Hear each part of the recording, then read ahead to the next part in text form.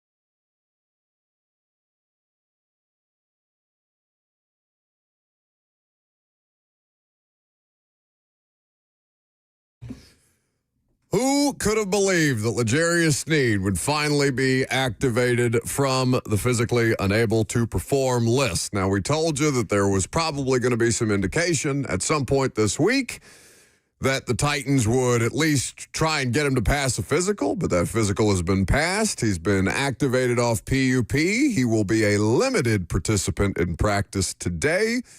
And Titans PR informs me that he will speak to the media. We're not sure whether it's podium or scrum. I think they're still working through the logistics of that. Cameron Ward will also be at the podium later today, so we'll hear from a couple of Titans in the noon hour, your starting quarterback, and theoretically the person who is supposed to be your top cover corner. Good morning. Happy Wednesday. We're happy to have you. It's the last day of training camp officially.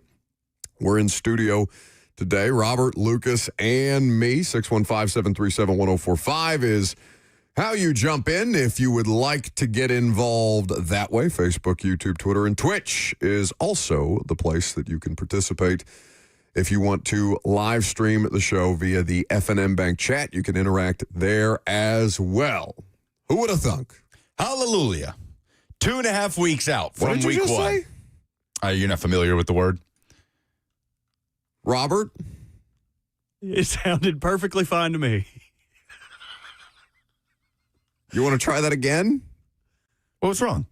It may have sounded like a Medea character saying it. Like, hallelujah. Hallelujah. Oh, man, it's hard.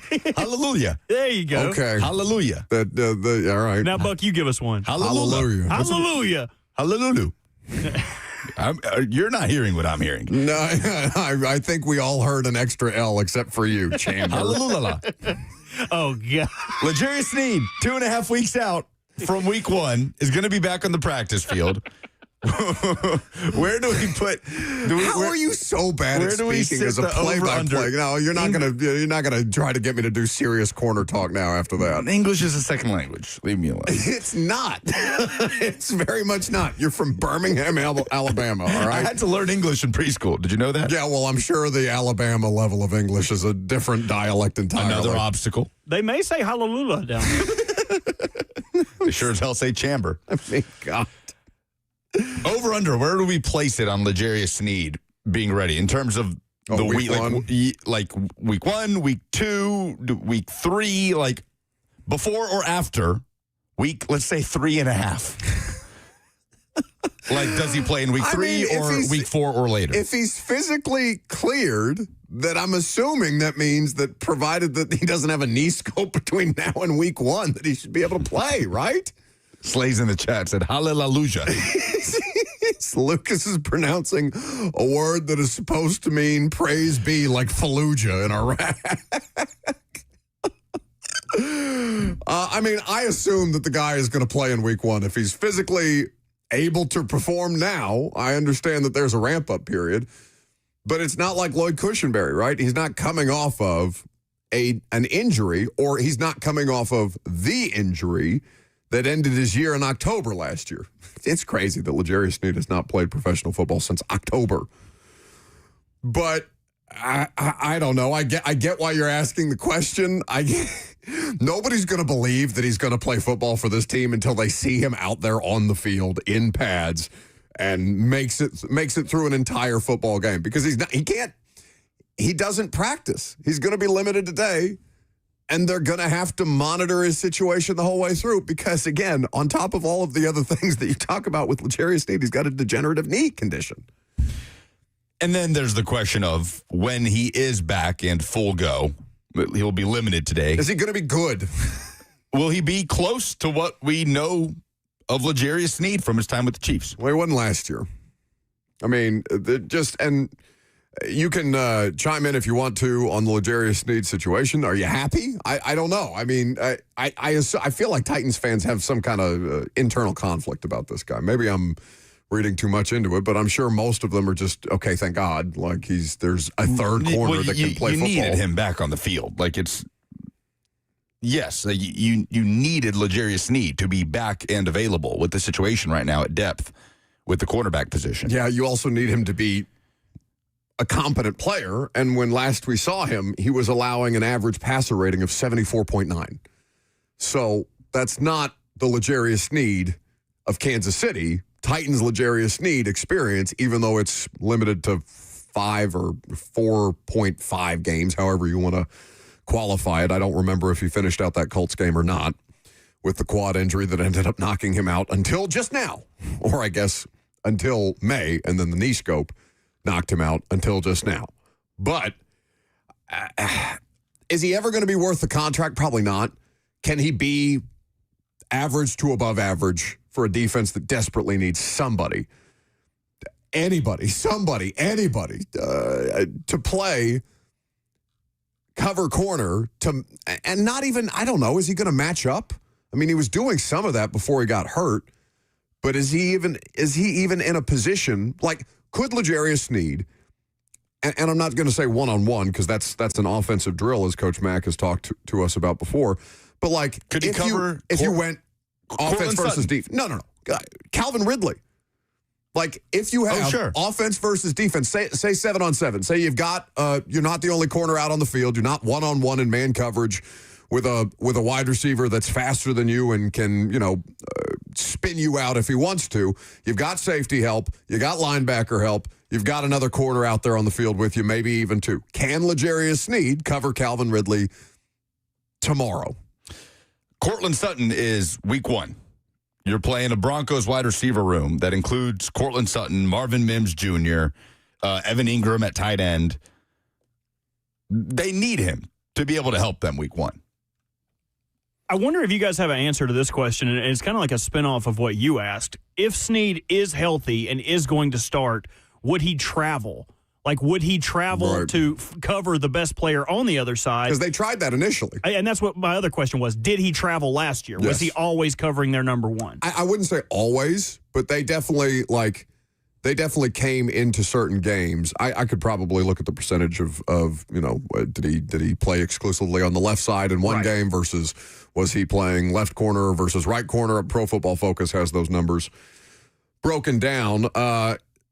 But I don't know. I don't know the answer to that question. Dinard Wilson spoke today. I don't think he was asked specifically that question, and I think it would probably even be a bit premature for Dinard to be able to answer that And I don't know that he even would, right? I mean, that's a bit of game plan type of stuff that they may not be comfortable disclosing, no matter when he is fully or as fully available as humanly possible. But it goes back to that line that he gave that local TV reporter at his camp in Louisiana this summer. I'm as healthy as I've been. Not as I've ever been, but as I've been. Yeah, I guess you could take that a few different ways. As you've been in the last month. I mean, it's really tough for me to not hyperfixate on that specifically, given the player that we're talking about here. But that's the first thing that jumped off the page. Either way, he's off PUP, which is at least a step in the right direction. How much beyond physically available in uniform can you get? I suppose we'll just have to wait and see. 615-737-1045. We'll play the coordinators and specifically Dinard Wilson. They spoke this morning on the final day of Titans training camp. Camp went fast, feels like. Always does. Yeah. Anyway, so we'll get to that here in just a second. You guys have phone calls that I suppose we could field right now if you want to get involved. Well, actually, let's hold off on the phone calls for just a second. Lee Bryant on YouTube has a comment that I'd like to read first. He says, can we not talk about Sneed until he actually does something in a Tennessee Titans uniform? Mason, he spells it incorrectly, but Kinsey, I think he means Mason Kinsey, I would say so. Well, there's a couple more grammatical errors there. Gave us, he writes, more production for the Titans than Sneed has, and we never talk about him. Yeah, because Mason Kinsey, or Kinsey, however you want to spell it, is not paid $17.6 million a year. He's a practice squad guy.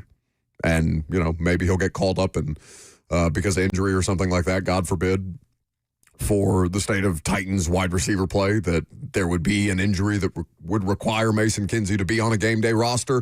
But that's fine. That's not Mason Kinsey's fault. He's just trying to make the NFL thing happen, and he's made it happen successfully for now. I think this is his 5th season. Yeah, it's awesome. I mean, he's starting to build a career for himself. Yes. For L'Jarius Sneed, with no disrespect to Kinsey, he is a far more important player. His absence is more important and more detrimental to the Tennessee Titans. His absence and or lack of availability in production is more detrimental to the Titans than Mason Kinsey's absence from being on the field in that wide receiver room. All right, so I was rightfully accused yesterday by you and the callers of being pre-mad about things, or I guess pre-worried or pre-mad, however you want to qualify it. Am I justified in being pre-worried about L'Jarius Sneed? No, I mean, okay. You could just believe it when you see it, I think is an appropriate approach. I think when L'Jarius Sneed, I don't think there should be any expectation that L'Jarius Sneed is going to be the L'Jarius Sneed that we got used to watching in Kansas City this season until he shows it. All right, so I will do my best to not be pre-mad or pre-worried about L'Jarius Sneed. We'll get to your phone calls coming up next. You'll hear from the defensive coordinator, Dinard Wilson, who spoke on the L'Jarius Sneed activation. We will also get into what Bones Fossil had to say, and Nick Holtz on Buck Rising. It's 104.5 The Zone. Hallelujah.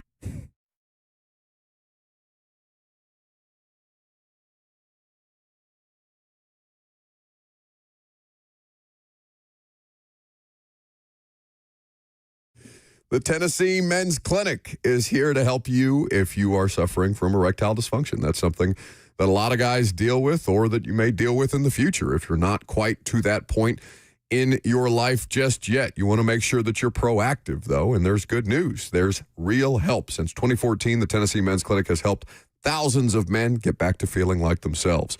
These aren't cookie-cutter treatments that they offer. The Tennessee Men's Clinic is urology-based and staffed with multiple licensed providers who specialize in men's sexual health.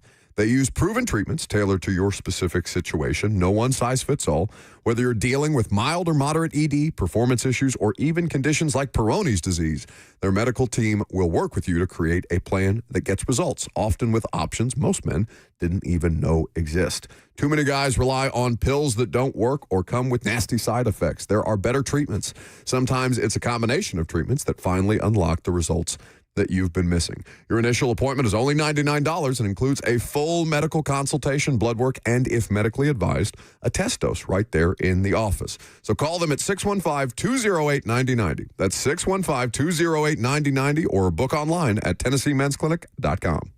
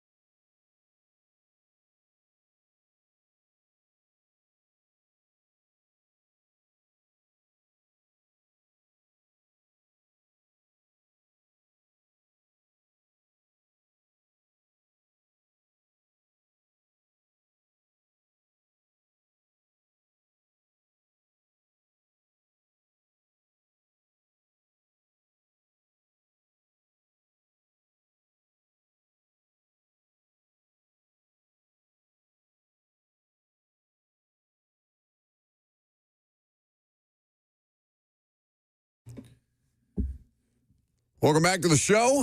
Fueled by Hattie B's Hot Chicken, the news of the day, L'Jarius Sneed. Activated off PUP. We'll get into what the coordinators had to say in just a moment.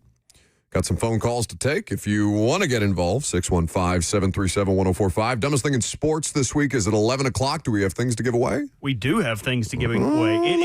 It is Winning Wednesday. No? So if you would like the opportunity to go see the Sounds host Charlotte for football night, next Wednesday at First Horizon Park, the first 1,000 fans are going to receive a University of Tennessee reversible blanket.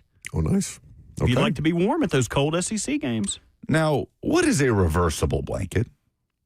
That's a good question. Like, I know what a reversible, jacket is. It's just like you can wear two, like one's got a raincoat type of texture to it, and the other, I suppose, is just like a casual jacket you might wear in the fall. Like, isn't every blanket reversible? I would assume that one side has a different fabric print than the other. So, like, one side would be black background with orange tees, and the other side would be orange background with maybe not black tees. I don't know. I'm assuming that it's sounds and vols. Like, one side is sounds, one side is vols, right? Well, I think Vols fans would just use the one side then. But either way, you can get you a Vols blanket. There could be some Vols/Sounds diehards out there. Derek Newman is House acting divided. like we're... Those flags are so stupid. Somebody needs to do that as a bit, have like a college football team and a minor league baseball team. Every time I drive by a house that is displaying, when did we move towards displaying our fandom via flagpole in front of a house as opposed to like the American flag? The same people who make whatever their sports fandom is their entire personality. Yes. You've been to those people's houses where Yes. you see like huge regalia of everything You around. mean you? I didn't say it wasn't me. I love how shocked you are by people displaying the flag or any memorabilia of a team that they like as someone who is No. I'm talking not about a like the sports house fan. divided thing. You know what I'm saying? Like, yeah. Also, I would not put that outside my house, but I'm not the target demo. Is there Growing one up- that you see that you're like, ooh, that's a tough house that's divided? Growing up in Birmingham, there's a lot of. You'll see a lot of Alabama, Auburn license plate, house divided license plates. Oh, God, they just must argue all the time. In North Carolina, the equivalent of that is North Carolina Duke, like Yeah. house divided. It's like, oh, they eat dinner in separate rooms and also go to bed there. Derek Newman on YouTube is acting like we're idiots. Decides on both sides. Come on. About the reversible blanket. Okay. It's going to be all right. Adrian is in Columbia up first before we get to the coordinators. What's up, Adrian? What's up, man? How's it going? It's going well. Yes, sir. Hey, I have a question for y'all. I know that the coaching staff the front office has been preaching draft, develop, and retain. But I know our rules have an exception. And if Michael Parsons is really, they can't come to a deal and get traded, and him, his comments on Cam, as everybody knows, is there a possibility that we could make a trade, or are we so far behind the eight ball that our team isn't good enough right now to make a trade like that, and we should just stick with the draft picks? I'm going to just sit back and listen. Thank y'all. I appreciate the call. So let me preface this by saying I don't think Micah Parsons is leaving Denver. I think Jerry's just blowing smoke because it's Dallas. He literally just was on the red carpet saying, yeah, if things get slow, I say things and I stir things up. You said Denver. Did I say Denver? Yes. You're You slipping. didn't say the word hallelujah correctly. All right. Let's. Oh, now you look at you deflecting. Who? Micah Parsons, famously a Denver Bronco. Well, my mind's on week one. Where's yours? Who was the last good player that Jerry let get away? DeMarco Murray? No, but they planned to let him go the whole time. Yeah, I think that was intentional. They ran him into the ground that last year in Dallas. I almost said Denver again. Right, but he's been able to retain like Tyron Smith with the contract, Zach Martin, CeeDee Lamb. No, they Dak keep their good. Yeah, They they keep their talent. They draft, develop, and retain. Dallas does that as well as anybody, to be honest with you. Hell, they even brought Zeke Elliott back after that weird Patriots stint that he had. So I don't think that Micah Parsons is leaving Dallas, first and foremost. But, I mean, is there a possibility? Sure, if you gave up the farm to acquire a 26-year-old pass rusher. I'm certain that they have had some level of contact. Everybody calls. They have pro scouting departments specifically to just call and check on situations around the league, no matter how improbable. Do I think it's likely? I do not think it's likely at all. I think the most likely scenario is that they shove Micah Parsons' mouth full of so much money in Dallas that he doesn't go to Twitter to complain anymore and that he deletes his 3-page Notes app trade request. Yeah, he's going to remain a Denver Cowboy. One would think. What do you think? Just right over the head. What did do you say think? Denver? I said the Denver Cowboy. I'm not paying It's attention okay. to you. Stay with us, Grandpa. What? Yeah. You think it's going to get better the you'll be older I okay. get? We need to get you one of these reversible blankets you can put on your lap so you don't get chilly. If this is happening now at 32, imagine what I'm going to be like at 42. God help the two of you. What'd you say? Where do you think DeMarco Murray's 2014 season in Dallas ranks in all-time NFL rushing attempts in a single season? Oh, attempts? Yes, carries. That's a good question. Top 7. Bert? Yeah, I'll go 6. Tied for 7th with Terrell Davis, that 98 Denver season, actually played for Denver, and Ricky Williams in 03 with Miami. Eddie George is number 5 overall, 403 carries in the year 2000 with the Titans. Larry Johnson holds the record in 2006 with Kansas City with 416. Yeah, they had no intention of bringing DeMarco Murray back. I remember the dialogue being that, because then Chip Kelly signed both. Do you remember Ryan Matthews, the former Chargers running back? Chip Kelly, head coach of the Eagles, signed DeMarco Murray to a big deal and then gave Ryan Matthews big money, and then John Robinson ended up trading for DeMarco Murray in the middle of all that. The good version of John Robinson, not the John Robinson that came after. So L'Jarius Sneed has been activated off the PUP list. He is PAP, so to speak. Defensive coordinator Dinard Wilson spoke with the media earlier today about physically able to perform. Come on, keep up, Grandpa. You can do it. This is Dinard Wilson earlier today talking about L'Jarius Sneed. He's been chomping at the bit. He's been doing everything in his power in the training room to get to this point. So I'm just excited for the young man, not just the football player, but him, because I know the work that he's put in to get out there, and he'll go out and do a little stuff today, and we'll progress him and see where he's at. That's the thing. How quickly do can you get him up to speed with the opener now, just a couple weeks away? We're just one day at a time right now. All right, we're just gonna take it one day at a time, and that's the approach we're gonna have with him. The plan last year was that he probably wasn't going to practice much, and you guys were going to get him ready for Sundays. You kind of envision once you get him ready for this Sunday, that the goal is to have him ready for Sunday. That's really a question for Coach. All right, coach and the training staff on just in terms of his progression and where he's going. Right now, and I'm just excited for him to be out there. And as long as I see 38 out there, I feel very good. What's it been like? L'Jarius has dealt with on and off the field. How do you feel he's equipped to come back and navigate all of that well? Man, his intestinal fortitude, his belief in himself, he has something to prove.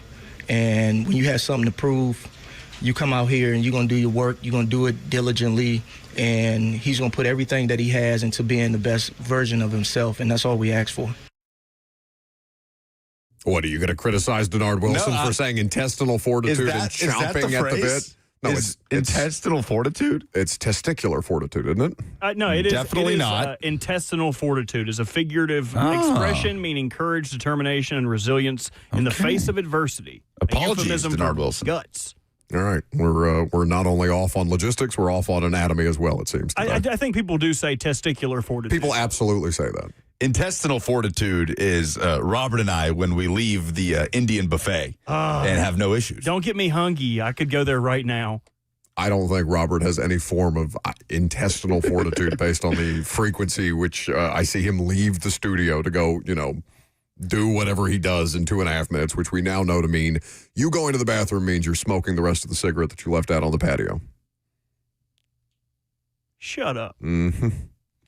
So that was Dinard Wilson asked a series of questions about L'Jarius Sneed, who is returning to practice in a limited capacity today. I imagine he will be far more limited in practice than not. And he will be made available to the media in some form or fashion for the first time, I think, since week 18. I think it's the last time we talked to L'Jarius Sneed, because he didn't do locker room cleanout day. I think his version of locker room cleanout day was when he returned to the locker room in the lead up to that. Was it Texans season finale or Jags? Texans was the last game. Yeah, that's right. So it's been a while since we've spoken to L'Jarius Sneed. Now, he's been at everything. He was on the road trip with the rest of the team in Tampa Bay and Atlanta. He's been at the facility. We've talked to Jarvis Brownlee about him in the meeting rooms, Sneed in the meeting rooms, and how he's worked to help the young cornerback group. But what that looks like on the field of play, beyond limited capacity in practice and participation in walkthroughs and meetings, none of us can say until we physically see it with our own eyes. So I suppose we'll just have to wait.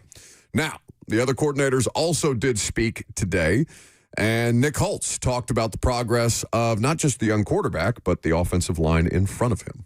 Generally ahead of the curve assignment-wise, obviously. I think we are so much further in communication, especially with having Corey and now getting Lloyd back, of really a year in it, recognizing all these things, knowing all our kind of answers that way. And then, yeah, I think we're ahead, but, you know, it's kind of time will tell. You know what I mean? We're going to go up against some pretty good defenses here coming up, and those rushers are going to be kind of the real challenge, and that's where you really evaluate yourself. But Brian Callahan had something similar to say yesterday.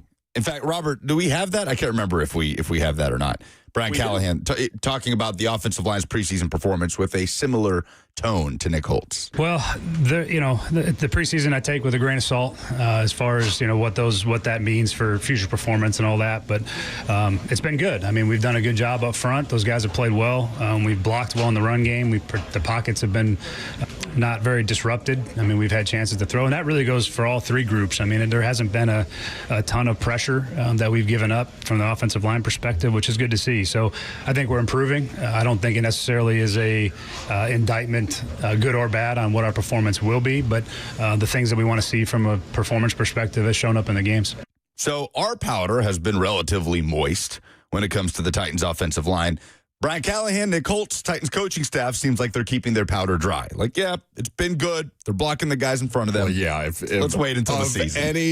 Any group that you don't want to get accused of overselling, if you're a Titans coaching staff, you better keep your powder as dry as humanly possible about the offensive line situation, given what it's been here the last couple of years. And then finally, we'll round out the trifecta of coordinators with John Fossil, who spoke today on the special teams unit, and specifically Jaquan Jackson, who continues to get work as a punt returner, which has us all a bit confused.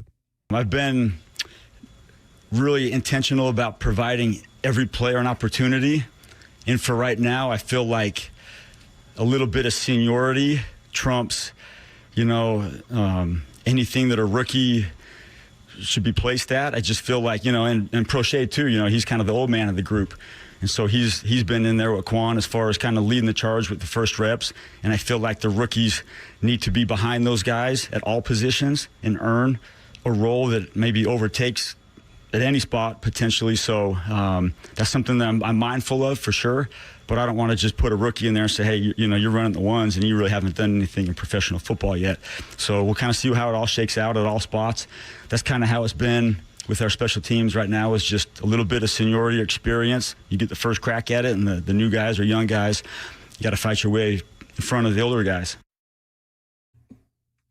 All right. Now, that may just be a coaching philosophical approach where, it doesn't have to be quite to the extreme of, all right, rookies, when the unofficial depth chart comes out, they're just all going to be last on the depth chart because we're not going to give the rookies any reason to think that they're ahead of where they actually should be or that they don't have to earn it, right? Which wasn't the case with the Titans' first unofficial depth chart. No, but it has been with previous coaching staffs, plural, not just the most recent previous coaching staff. And Fossil has been around for a long time, so I'm sure he has at least some old school tendencies that way, and maybe that's just okay. We'll put him out there. He's had opportunities to do this before. He'll have some level of experience. Obviously, he did that in college at Tulane, Jaquan Jackson specifically. But if Jaquan Jackson's on the initial 53-man roster, we're all going to look around and be like, the hell? Well, we should not be terribly surprised that he's continuing to get these opportunities in preseason games. Like John Bones Fossil told us at the start of camp, his first media availability, that not even at camp, I think maybe mini camp at some point in the offseason program, clean slate for all of these guys. And Jaquan Jackson hasn't been dropping balls. He's not dropping punts in these preseason games. That one he fielded at the 6-yard line before the Titans' first drive made me white knuckle it a little bit. Sure. But he hasn't been. So if clean slate is a clean slate, and that's what Bones Fossil has said, then it shouldn't be terribly surprising that he's getting every opportunity to remain in the competition. Brett Kern said to us Monday when we were out there, James Prochet probably at this point is still ahead with his talk about seniority. He's been in the league longer. He's done it at a more successful rate. He hasn't had as many of the issues as Jackson had last year. So this is like year 6 for Prochet. Yeah, I'm still expecting James Prochet to be this team's punt returner. But I'm not going to be surprised that Jaquan Jackson's getting these opportunities when John Bones Fossil basically said that everybody will a few months ago. If Jaquan Jackson wins the kickoff return job, that would necessitate the Titans carrying 8 wide receivers on the Week 1 roster. Do you guys think that's feasible? God, that would be crazy. So you're saying Prochet and Jackson? Correct, yes. The other 6 would be Iamaner, Bryce Oliver, DK, Tyler Lockett, Calvin Ridley, Van Jefferson. Yeah. So if you were somehow felt comfortable enough that you could remove Van Jefferson, it would be a 7-man. Where are you skimping, though? Right. Like, where are you losing the numbers? All these extra offensive linemen that have done well on all 3 units, as Brian Callahan has talked about. You cutting, I mean, their linebacker depth isn't any good. I suppose you could find guys who are the equivalent of, I mean, they've been churning the bottom of the roster. Safeties, I mean, so could it be feasible? Yeah, I mean, there's always a possibility that they could do something weird with the math that makes everybody look around and be like, the hell? And then by the end of the week, they could. I mean, the other part of this is that I think that's worth bringing up two parts. One, preseason reps does not necessarily mean progress. Like, those are the opportunities that guys are going to get. That doesn't necessarily mean that they're favored in one way or the other.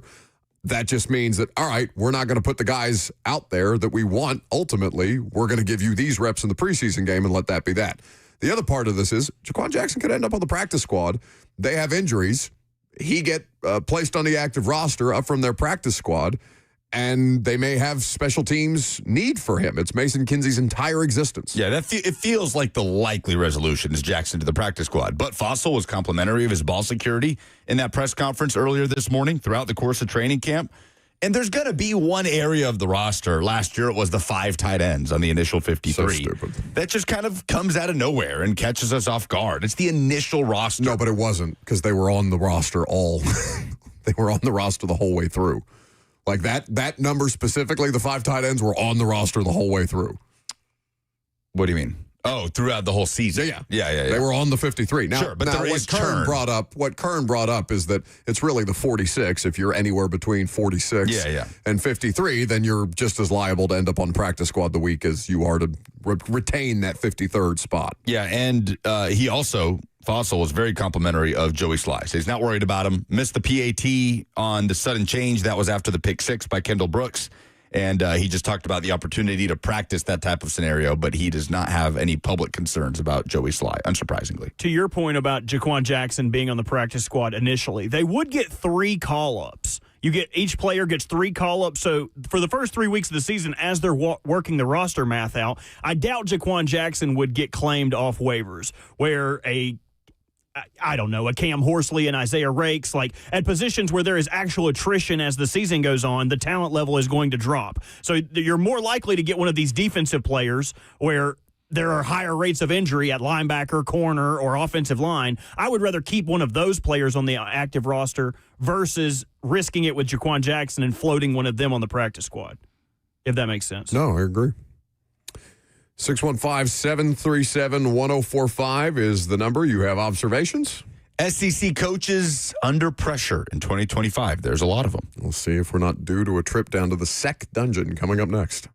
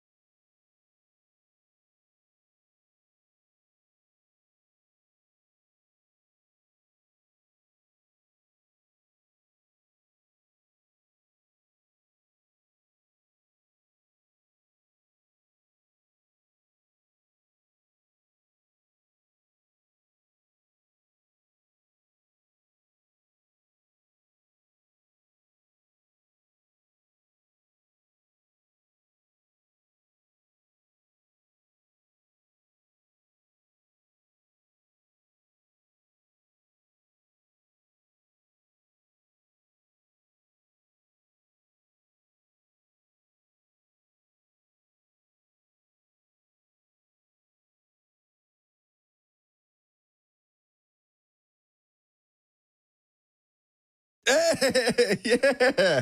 Ooh. Remix.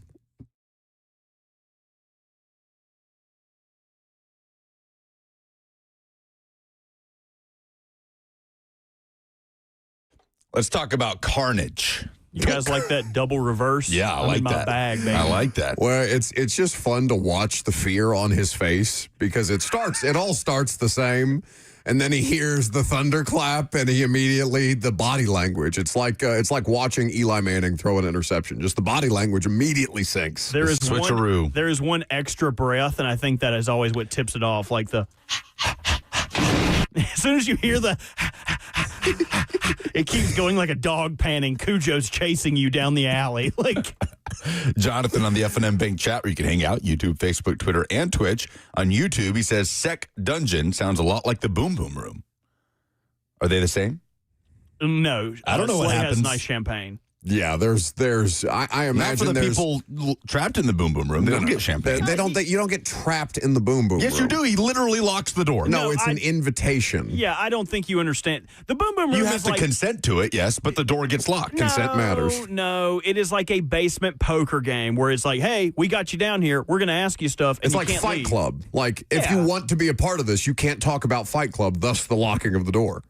So it's the implication. Yes. Yeah. So let's talk about carnage because, Buck, can you tell me one thing that did not happen in the SEC this past offseason? Did a coach not get fired? Exactly. A coach didn't get fired, which makes me think there's going to be some Everybody turnover. getting fired this Everybody's year. getting fired. So coach is on the hot seat going That into is kind of 2025. crazy, though. When is the last time, Oh, especially... Like, is it just because Nick Saban's gone and stopped and nobody is getting fired because they keep losing to Nick Saban? I mean, because I feel like Saban is most associated with running coaches out of Tennessee or Georgia or anywhere else. Google is alleging the last time this would have happened would have been 2018. Okay. Following the 2018 season. Google AI is not terribly trustworthy, but know, that's but the it's best reference we only have. thing I It says before that, it was the 2005, after 2005. So, but yeah, that is Google AI, untrustworthy. But that sounds about right. So no SEC coaches got fired. How many SEC head coaches can we feasibly say are on the hot seat? Now, hot seat and under pressure are two different things, right? So what is Brian Kelly to you? He's under pressure. Not on He's the hot under seat. immense pressure. No. If LSU disappoints, and by disappoints, I mean flames out in the first round of the college football playoff, Or doesn't make the playoffs. or just misses out on it after a 9-3 season, I'd be surprised if that massive buyout is paid and Brian Kelly's fired. He is under immense pressure, though, for an LSU team that is underwhelmed in the Brian Kelly era and is expected to be a national championship contender. Brent Venables is under pressure going into year 5. He also has a massive buyout. There's a lot of excitement at Oklahoma. I was just talking to Ken Weaver, our guy who does news over at Super Talk 99.7, diehard Oklahoma fan. His hopes are through the roof. Like, he's afraid. I can hear the fear in his voice with how hopeful he is with the damage that last season did to him when it came crashing down with the 6-6 season. Brent Venables is under pressure. But if Oklahoma, it's a tough schedule, hits some roadblocks and finishes 9-3 on the outside looking in or flames out in the first round, he's not going to get fired. Maybe the discussion will be, okay, 2026 and beyond. But hot seat, you're talking about Sam Pittman in year 6 already at Arkansas. Mark Stoops in year 13 at Kentucky after a horrific season in Lexington last year. Billy Napier in year 4 at Florida and Hugh Freeze in year 3 at Auburn. So we've kind of been teasing the Freeze discussion all week long. Auburn's been in the news this week. They're claiming national championships all over the place. They now claim, I think the number is 9 total. Can you tell me what school, what program claims the most national championships? It's not who you think. Is it Auburn after yesterday's news? No, they only claim 9 now. They used to have like 2. Why do I feel like Notre Dame does this a lot? It's Princeton. Those Ivy League, the late 1800s, the Ivy League schools were cleaning up, and Princeton claims like 28 national championships. I'm not kidding. So Auburn, and that's great. The only one for Auburn that you look at, and it's like, okay, all right, I get it, is 2004. Because in 2004, I believe with Jason Campbell at quarterback, Auburn went undefeated with Tommy Tuberville as their head coach. an undefeated SEC champion that didn't even get a chance to play for a national championship. Like, how unfathomable is that now? That was USC and Oklahoma. Why? I mean, Greg Sankey would burn the world down. USC and Oklahoma were ranked 1 and 2 in the preseason AP poll. Auburn was unranked in the preseason AP poll. The preseason poll is the reason Auburn did not get a chance to play for a national title that year. A bunch of writers around the country that didn't think they would be good. And so because of that, Auburn never got the chance to usurp Oklahoma or USC at the top of the poll. And they didn't get a chance to play for a national title. So they claim it the way UCF claimed theirs. Ironically, UCF claimed theirs after beating Auburn in the bowl game to finish that undefeated season in the Peach Bowl. All right. Not to relitigate that, but I was just so annoyed by the UCF thing. Like, it was cute. Okay, so it wasn't just me. Like, it wasn't just me being a curmudgeon, because like it was fun for a minute, and then I'm like, all right, shut up. But it was, it's Danny White. That was Danny White as the AD at UCF, and just a major marketing move. They had the championship parade, the whole thing.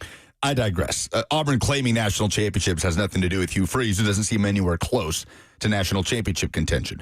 He said a lot of dumb things this year. He has talked about understanding the pressure that he's under, that he knows they need to get back to a bowl game, where it's like, buddy, it's more than a bowl game is what people are looking at you to do this year.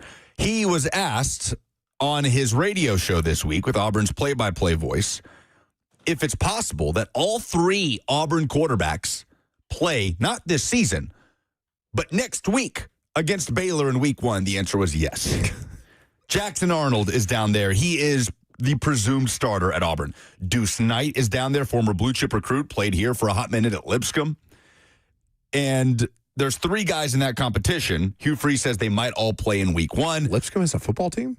Lipscomb Academy, excuse me. Okay. Lipscomb Academy at the high school level.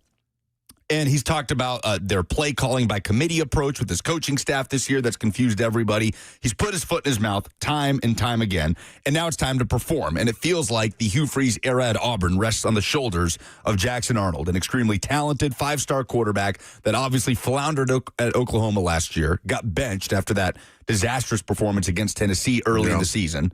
And now he's down on the plains for an Auburn team that hasn't had a winning season in years. Years down there. So it's Sam Pittman. It's Hugh Freeze. What's the name of Levy? Is the name of the coach of he's at Mississippi State, but he's in year 2. If they can show any progress, he's got the Heupel offense. He was Heupel's OC at UCF. Okay. And Blake Shapen's a good quarterback. They're just not talented. But I don't think you're talking about Jeff Levy, if they were to go 1-11 or something. But I'm not prepared to have that with Jeff Levy just yet. He took over. You talk about a bad situation from Mike Leach, rest in peace. They kind of tried to keep that tenure going with Zach Arnett. That flamed out miserably, and then they just totally started from scratch. No recruiting foundation whatsoever. Total switch. Jeff Levy's got a mountain to climb, so I don't think it's fair to talk about his job going into year 2. Mark Stoops, for sure. It's got the message has to be stale at Kentucky, right? Has to be at this point. And the offseason move. He's a victim of his own success. A little bit, but they were also dreadful last year. And you think you were gone when we talked about this. Robert and I had a discussion about the biggest heel turns in sports history. Because there was news this offseason that Kentucky associate head coach and tight ends coach and recruiting guru Vince Marrow, who famously has spent the last few years on social media arguing with fans. Oh, really? Oh, yeah. Big time Twitter guy, Vince Marrow. God. But Mark Stoops' right-hand man his entire time at Kentucky. Instrumental in scooping talent out of Nashville. He went to Louisville. To be the general manager for their most hated rival. Love that. That's telling to me. So going into 2025, I will say I will be very surprised if Mark Stoops is not fired by season's end. And then Sam Pittman, who you love, and the vibes are good, and it feels like a good fit at Arkansas. Vibe's not great. Well, Sam Pittman just generally is his a vibe bringer. Nobody can hate Sam Pittman, but things were good early. Things have petered out. You got to win games at this point. And then we've talked ad nauseum about Billy Napier, but there are a lot of coaches that are facing immense pressure this year. Over under 3.5. SEC. No, let's go 2.5. 2.5. Over. Over? Yeah. 3.5, you made me think about it. I think I still would have gone over. Over 3.5. The fact that none of them got fired last year means that there's going to be a slew. Yeah. I think Mark Stoops is going to be done at Kentucky. With Sam Pittman, it's about what Arkansas wants. Like, what is the standard there right now? Win. Right, sure. But if they win 7 games, like what do you want at Arkansas? I mean, you correct me if I'm wrong, and I know it's been a minute, but like Arkansas is not a fan base satisfied with 7-win seasons. They were 7-6 last year, won the Liberty Bowl a year after a 4-8 bottoming out. He won 9 games his second season at Arkansas. So if you're Arkansas, Taylon Green's a wild card at quarterback. Offensive line has to be better. Any Sam Pittman coach team is expected to have an upper tier offensive line. Quickly, because we got to get out of here. And then, by the way, we have the dumbest thing in sports this week, 615-737-1045. Call in and win what, Robert? A pair of tickets to go see the Sounds next Wednesday at First Horizon Parks. The first 1,000 fans will receive a University of Tennessee reversible blanket. 615-737-1045. We'll get to that in a second. Lagway, DJ Lagway, if he struggles with health this year, does Billy Napier get grace because his quarterback wasn't healthy? Like the quarterback that we all believe has legit potential. One might even argue elite collegiate quarterback potential. Oh, yeah, definitely elite potential. Probably not. And you could say it's unfair. Like he's built this team. It feels unfair to me. But like it's year 4. It's year 4. Do you want him to stay or do you want him fired? Because if I wouldn't mind if he sticks around. Yeah. Okay. No, but because if you, said, I mean, they might end up hiring Indiana's coach. I thought it was a good hire when they hired Billy Napier, and he's a guy that, and I think he had a lot of things holding him back that were out of his control. Remember the Jaden Rashada fiasco? That wasn't Billy Napier's fault. But end of the day, it's year 4. If you're not getting results one way or another, the excuses that are there, the reasons, not even that would be a reason, explanations not an excuse. Versus excuses. But yeah, so Napier, Pittman, Freeze, Stoops, right there on the edge going into this year. The dumbest thing in sports this week. We'll give you ours and hear from you next.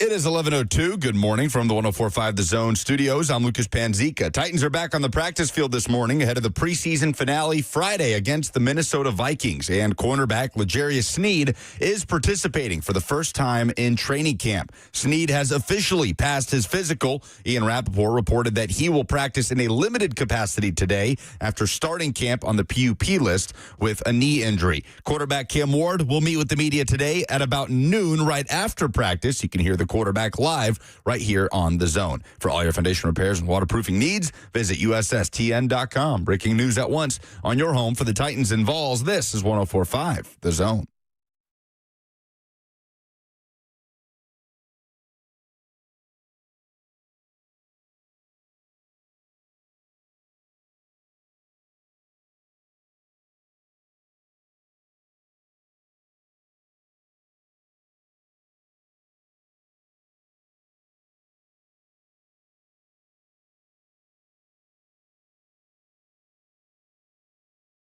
Seen something this week that made you say, "What the is this?" That's bullshit. What the hell? Give me some more now. Something so mind-numbingly idiotic that you just want to get it off your chest. Dumber than a second coat of paint. Some idiot. You are really dumb.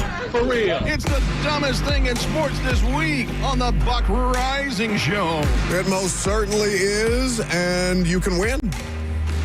You can win a pair of Sounds tickets to the upcoming game when, Robert, at First Horizon Park? It is next Wednesday.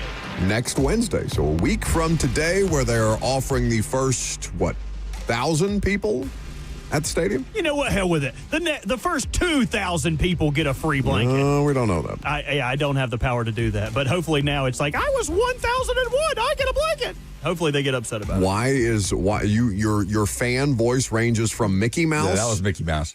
To just some kind of ogre/troll type of situation. Well, I don't want to do this. I need a blanket. No, that's your, Cheyenne. Yeah, that's your significant other voice. Love you, the fact that we both knew that. Anyway, 615-737-1045. You call in, you give us the dumbest thing in sports this week, and we'll send you to a Sounds game next week.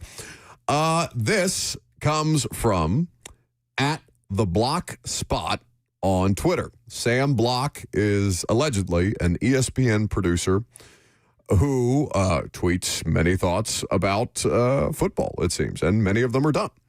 Like this one. He must have known that the dumbest thing in sports this week was coming up. He tweets on the news, on the heels of the news, that Daniel Jones is being named the starter of the Indianapolis Colts. Anthony Richardson is younger than Shedeur Sanders, younger than Will Howard, younger than Dylan Gabriel, younger than Tyler Shuck, younger than Caleb Williams, younger than Bo Nix, younger than Michael Penix, and the Colts gave up. Sam, it has nothing to do with his age. It has everything to do with the fact that he is bad at professional football. Lucas might argue, and I don't want to put words in your mouth, but Lucas might argue that he's never been good at football, that he's just a very traitsy type of player that is good enough to make you think that he could be, potentially, at some point, a good football player, the Josh Allen effect. But Anthony Richardson is objectively bad at professional football. You know who else has been objectively bad at professional football their entire career? Daniel Jones. And that guy just won the job over Anthony Richardson. It's nothing to do with the age of the player. It is Put some everything. respect on Danny Dimes' name, though. He's been better than Anthony Richardson. Yeah, sure. But okay, the bar is so low. And what does Ross call Daniel Jones? Vanilla Vic?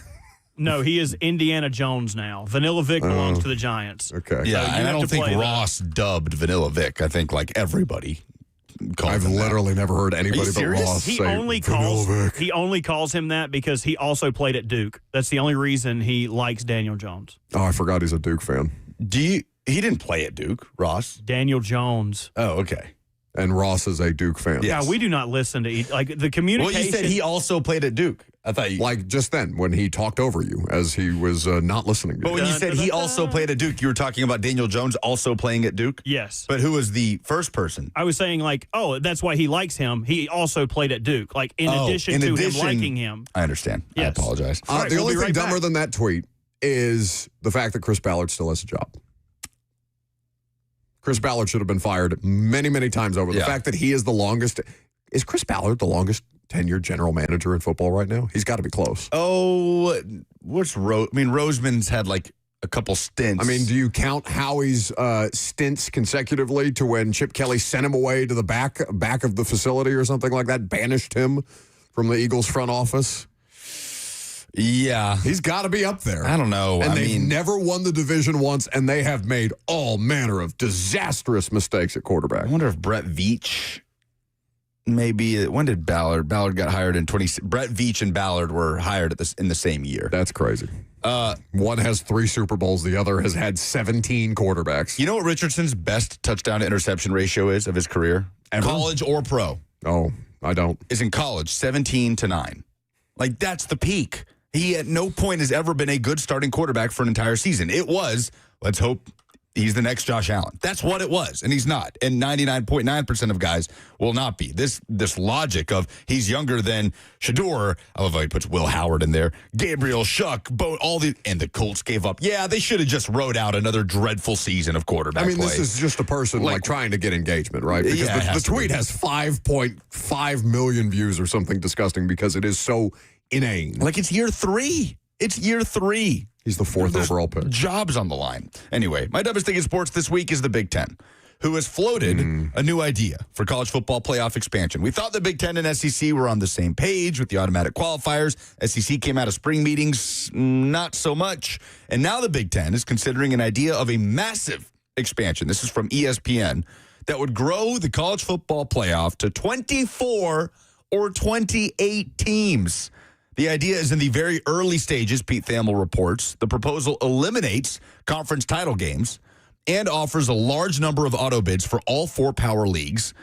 That would mean 7 for the Big Ten, 7 for the SEC, 5 for the ACC and Big 12, and 2 auto bids for the non-Power 4 conferences and 2 at-large teams.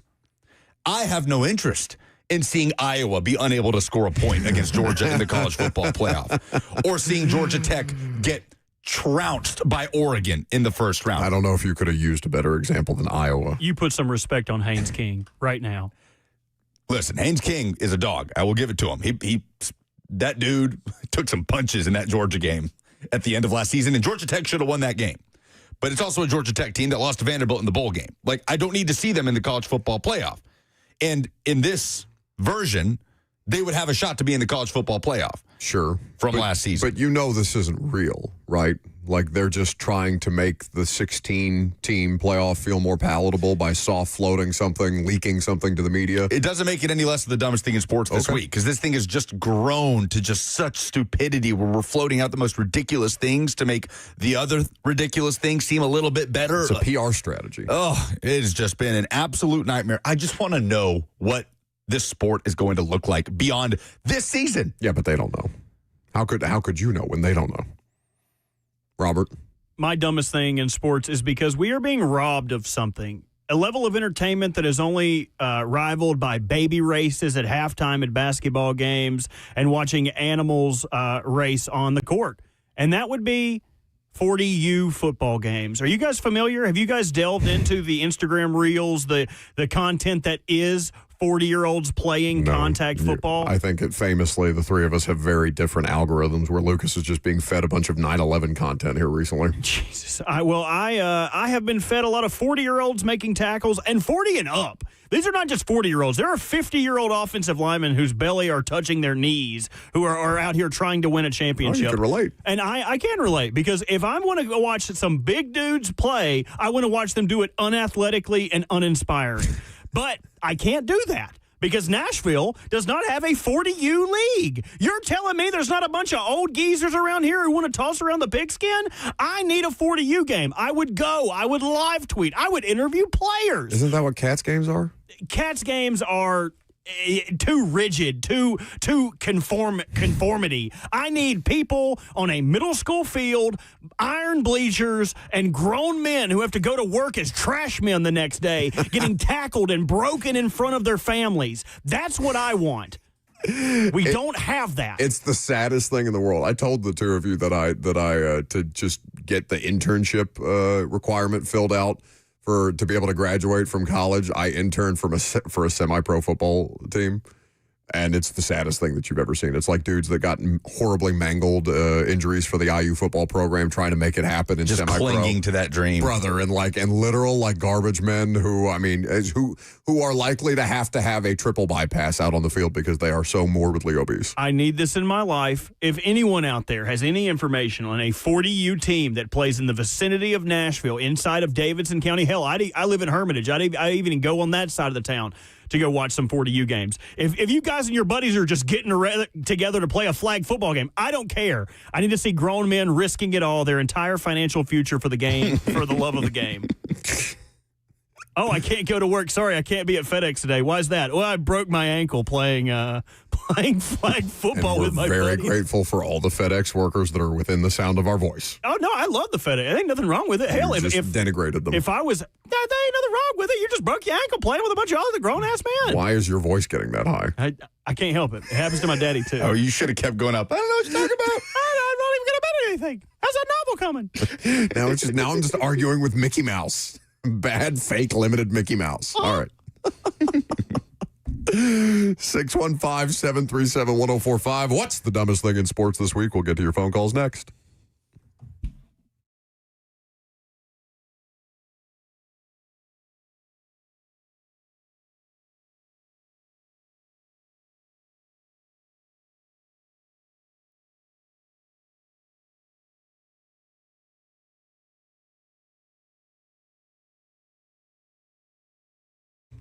Do you spend as much time planning for your retirement as you do for your summer road trips? Well, give Trajan Wealth a call to start that planning today. It is critically important to not get behind the eight ball. The simple truth is that there is more to retirement planning than simply calculating your expenses to maintain your lifestyle through this next stage of life.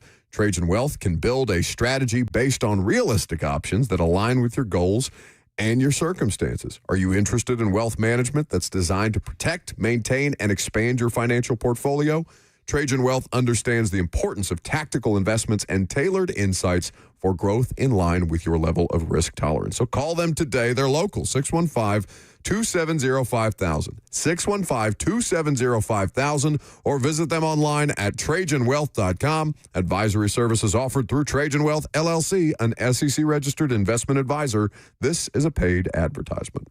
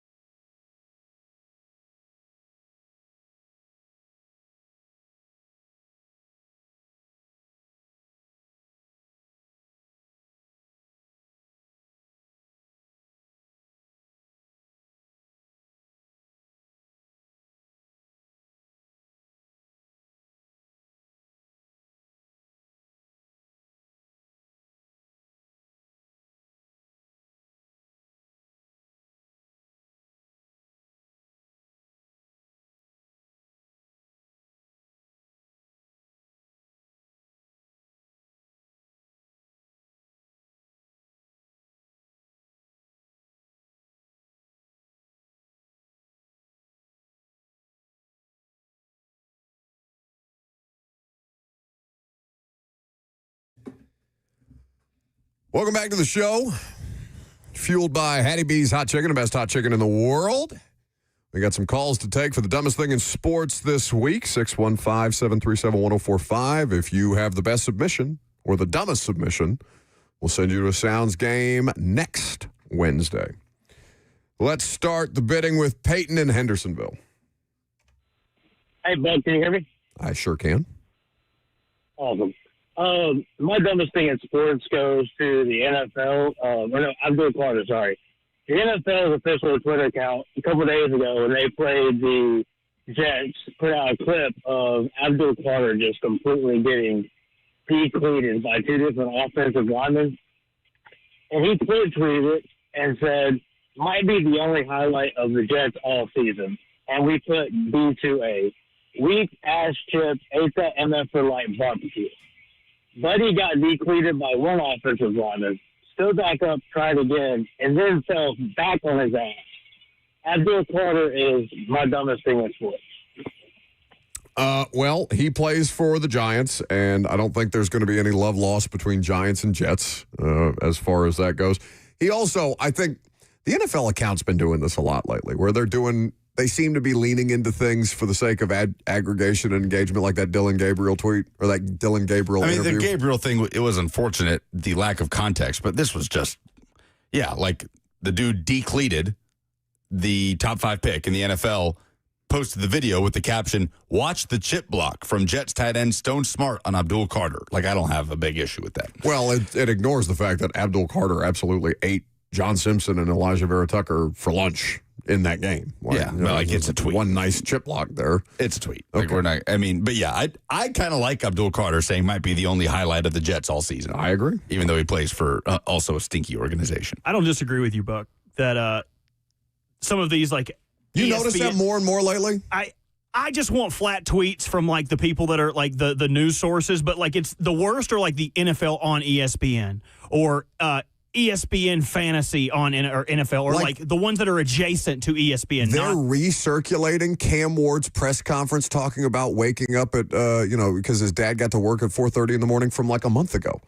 That's like all over my timeline yesterday. Right. I feel like it's all engagement. That was like the first padded practice of training camp. What are we doing here? Anyway, how about let's go next to Micah in Clarksville. Hey, Buck. Hey.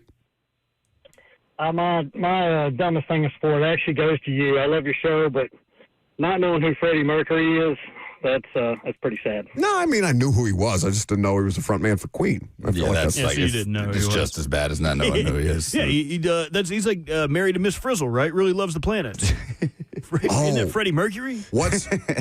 Is that Magic School Bus? Yes. That I know. That's a banger. Not knowing. She probably had way more hits. Miss Frizzle probably had way more hits than Freddie Mercury. A live action Magic School Bus with Emma Stone, I've been saying this for years, would hit so hard. Emma Stone? Oh. As Miss Frizzle? Yes. Why did I get her and the woman that plays Hermione Granger in the live action Harry Potter? Oh, Emma Watson also. Okay. Childhood crush. Oh, why'd you have to specify the live action Harry Potter? Yes, I guess they don't have an animated one. Yes. I suppose it was a book that became a live action movie. Isn't HBO doing like an animated Harry Potter now? I skip out on all of those. Yeah, okay. It's like, watch the Power of the Ring. I pay for all of these things, and so I'm just force-fed constantly notifications from these streaming services. Micah's the leader in the clubhouse. That's an egregious thing.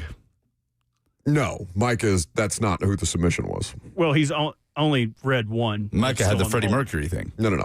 That was Micah had the Nope. The NFL. Wrong.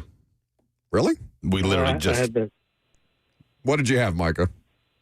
I had the Freddie Mercury. Yeah. Oh, okay, never mind. All right. Well, I think he should just win. We don't even need to take the rest of these there's calls. some more here. How about Scott in Franklin?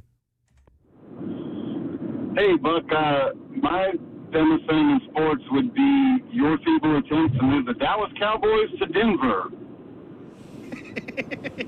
Hell yeah. Yeah, Buck just getting flamed today. Yeah, what was it? When you said that it was the Denver Cowboys. Or you just said Micah Parsons plays for Denver. Oh, okay. That's fair. Yeah, that's another good one, man. Great submissions today. All right, listen, I'm a fountain of content, baby. How about Anthony? As he blasts the NFL, how dare they post things for engagement? Well, yeah, that wasn't engagement. I'm just dumb. Hello? Hi, Anthony. Anthony. What's up, guys? What do you got? First off, I want to say check on your fan plans because it's hot outside and we're not okay. Okay. Second off, my dumbest thing in sports is the computer testing ball. See if you got the first down that takes seems like 5 minutes when tennis does it in like 2 seconds. It's the same technology. I don't understand why tennis can do it in 5 seconds, 5 seconds, and get on with their game, and we have to take a commercial break and come back and have them still trying to figure it out. Yeah, it's terrible. So did you guys, the Falcons preseason game is the first time I've seen it, like, live and in person? They used it in Tampa, pretty sure. Did they? He answered his own question, though. It's because they got to get a commercial in. We don't do these games for free. You know what I mean? They want to be able to run. They're not doing this, we got to speed the game up, pitch clock. So they're adding commercial inventory because they can, but they can't bank on that happening in a game. Sure, but this was never going to speed the game up, is my point. Like, there was always going to be a lag between, like, oh, yep, first down, next play, let's go. Like, if they have that opportunity to take a break and make a little 2.5 minute break, they're going to do so. Also, can I say, I think I missed the chain gang. Yeah, I don't like it. I don't like I'm not having to sit through a commercial break. I'm just there in the stadium. But like there was 2 of them in the Falcons game, and they took forever. Well, are they not still there on the sideline? They are. There's like the backup in case the technology goes down. So they're still there. They're just not. I mean, they're following the football, but they're never running out onto the field. I mean, I think we can acknowledge, like, I think the NFL has missed football in general, has been late to the game when it comes to having something other than a general guess from a referee 30 feet away on where a ball is spotted on a critical 4th down in the playoffs. Like, I'm okay with the technology being there. I just kind of miss the aesthetic of the chain gang running out onto the field and that little moment where we're like, there's more drama and suspense to it than there is just looking up at the Jumbotron in the stadium being like, okay, I guess we'll wait for the Pong animation to tell us where the ball's spotted. Very necessary. Like, whatever gets it right is what's important. It's just one of those things that I'm gonna miss a little Bring bit. back Gene Steratore and the folded flash card that he used one time. All right, so we have Micah, whose submission was me, because I did not know that Freddie Mercury was the front man for Queen. We have, I think it was Anthony, who said also me because I said that Micah Parsons played for Denver instead of Dallas. Yeah, bad week for you. Yeah, well, I mean, that was today, wasn't it? Yeah, is today part of this week? When was the Freddie Mercury thing? Yesterday. Oh, okay. Micah's the winner. Micah's the winner. But it's not sports. I don't care. Okay, that's fine. Congratulations to Micah. You get to go to a Sounds game. I feel like that's okay. Like, can you name every front man for famous bands? I mean, you probably could. Name a band. Led Zeppelin. Come on. All right, we're not doing this. I don't want to do this with you. God. I couldn't possibly. Who is it? Oh, Robert Plant. Man, you just make me sick. I don't even think that's a real person. Can we go? We got 10 more minutes here. You're stuck. Go read. Why don't you read something and I'll pivot? God, you're disgusting. What's not disgusting is Robert Plant a real person? Is Second Harvest Food Bank of Middle Tennessee. In fact, they put delicious food on the table for people that are in need. And this football season, dozens of decisions will make the difference in any given game between winning and losing. Run or pass, kick or go for 2. But off the field, this guy's still alive.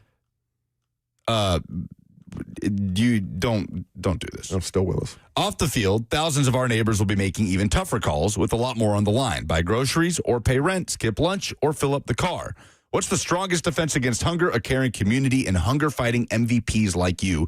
You can help provide food, hope, and relief to our neighbors who need it most by donating to Panzica's Pantry at Second Harvest Food Bank of Middle Tennessee today. Go to 1045thezone.com. The little scrolling slideshow right at the center of the homepage will have the link there. You can get into the portal. I've seen a couple donations coming in, and I really appreciate it. So Second Harvest Food Bank of Middle Tennessee does great work. Yes, it does. 615-737-1045 is the number. So congratulations to Micah on winning the Sounds tickets. We have in here the most underrated and the most overrated teams heading into the 2025 NFL season. Is there is there a team being overrated more relative to their talent level than the New England Patriots? I'd be hard-pressed to find one. They're getting a lot of love just because, golden boy, well, I guess golden child number 2, because Tom Brady's golden child number 1. Just because Mike Vrabel's in New England, people are talking about them as a playoff team, and I think that's insane. Yeah, no. Their roster objectively might be worse than the Titans. It's bad. The way that they're being elevated right now. And, we have no idea if Drake May is going to be good. We saw some good things his rookie year. We saw some good things in Will Levis's rookie year. We saw a good game. No earthly idea if Drake May is going to be a good starting quarterback. So, yeah, the way the Patriots are being elevated and talked about going into this offseason, I don't see it. Who do they open the season with? When does that moment of realization happen? It's oh, yeah, this is not a good roster. They open with the Raiders at home, and then they travel to Miami and then host the Steelers. That's their first 3 games. That's actually pretty favorable for them. Yeah, they might. Yeah, and then Panthers week 4. God, can you imagine? The Patriots are 4-0. They're going to come in here. So it's week 7, that game? God, that's going to be so annoying. Sue Ann on the FNM Bank chat says, I bottle fed my children on Led Zeppelin. Oh, that's crazy. I was breastfed to Queen. Lindsay points out Robert Plant is in and out of Nashville. He does have a house in East Nashville, I believe. Oh, lovely. Robert, who is second on the list of most overrated teams? I feel like you've probably got a burr in your saddle about some team that is being compared being talked about in proximity to your beloved Baltimore Ravens that doesn't deserve to be there. It's the Bengals, right? I was going to say, it's in the AFC North. It is probably the Bengals, but I am, and maybe this is to Titans fans' credit, I am not as high on the Broncos as everyone else is. Sean Payton is talking about Super Bowl aspirations, out loud at press conferences. Yeah, and I don't know. I'm just not buying it because so many pieces of it are either new pieces or have yet to prove anything outside of sporadic moments. Okay, Troy Franklin, they're he's going to be a great weapon for us. I heard the same thing about Marvin Mims. I heard the same thing about tons of Broncos wide receivers, anyone outside of Cortland Sutton. And no one's talking about Vele, who was probably the most impactful rookie wide receiver they had last year. They added Evan Ingram, who's a 30-year-old tight end. Sure, he plays that role that Sean Payton needs, but do I buy into him still being able to do it at the Evan Ingram level that we are accustomed to? Probably not. The defense could get better. Nick Bonito's really good. Patrick Surtain's really good. And a lot of is being made about Jahdae Barron. I am under the impact of I am not going to trust a rookie until I see it. So, Jahdae Barron may be the best corner in the draft. I don't know, but he's going to have to prove it. Sure. All right. So I'll stay in the same division. I don't understand why people are so obsessed with the Chargers. It's perpetually, yeah. I mean, you want to talk about annually? Yeah, no matter who's quarterbacking or coaching for them, people love to put stock in the Chargers that they just have no business whatsoever deserving. Justin Herbert is a fine regular season quarterback, and I'm not going to do the whole Emmanuel Acho, what do you call him, social media quarterback? Right. Type of thing. And maybe it's just a different variation, but he is a choking dog in the postseason. They are built in Jim Harbaugh's image more going into year 2 than year 1. I'm very interested by the Chargers. I'm interested in that division. But people are acting and maybe it's just it's a slow time in sports media and people are looking for reasons to pick at the Chiefs or whatever, but people are talking about the Chargers overtaking Kansas City in the AFC West. Well, I think it's a discussion of, okay, when are the Chiefs going to get got in the AFC West? And the answer is never. Finally not win the division. Yeah, but we keep seeing these little dips in the regular season. Lucas, they won 15 games. It's a franchise record. That was their down year. Yeah, it is crazy. You're right because everything is cyclical. Well, Mahomes individually, yes, but their defense has been better than ever the last 2 years. He gets hurt, God forbid, actually hurt, and they crater because he's bailing them out of a lot of situations, and their defense is a bit more fraught than it used to be. I mean, they just find ways. Last year, wasn't it the field goal block game? the divisional games against the Broncos. It was a chip shot field goal for the Broncos to win the game at home. Oh, blocked. and it just, dude, that was a tough game, too, because that would have changed the... Wasn't that a Sunday nighter? It would have changed the seeding for the AFC, too. Yeah. Yep. The Raiders game on Christmas, I think it was. The weird, whistle that came out of nowhere, and the Raiders right there with the chance to win. They were, in field goal range to win the game late, and I can't remember if it was Christmas or Thanksgiving, but... So they have they've been bailed out by a couple of those things. They're just inevitable, and I get it. But surely one of these teams at some point will knock off the Chiefs at the top of the AFC West. How many years in a row is it now? Yeah, but it's not going to be Justin Herbert. No, I think it's more likely to be the Broncos. I am which is crazy because there are way smarter football people than any of the three of us in this room or in these two separate rooms, I suppose, that we're doing the show in. That are just out on the Broncos because they have all of the analysis at their disposal, all the success that the Broncos had last year, but they just don't buy Bo Nix. To your point about Justin Herbert, his playoff stats are horrendous. Never having a completion percentage over 58.1. He's only got two appearances in the playoffs. But they are, all-time awful. He doesn't throw interceptions in the regular season, and he is a pick machine in the postseason. He threw 4 against the Texans last year. 9 straight division titles for the Chiefs. He threw 3 against the Jags in that god-awful... that was one of the drunkest playoff games I've ever witnessed in my life. And I will say... I feel like didn't he get hurt in this game and fought through it, or was that the Jags game that he got hurt and played through? I want to say it was last year. Maybe he had an injury coming in. Yeah, I think he was hurt because it was 14 completions to 32 attempts. So either Quentin Johnston had a terrible case of the dropsies, which is definitely possible, or he was playing injured. Ryan on the F&M Bank chat says, I'm on a pretty good streak with my gambling right now. And I put money down. Not something you should ever say. I put money down right now that Kansas City doesn't win their division. You heard it here first. 9 years in a row, the Chiefs have won the AFC West. I don't make bets with fans anymore. I made a bet with someone last year on the morning show that Derrick Henry would have more all-purpose yards than Tony Pollard because duh.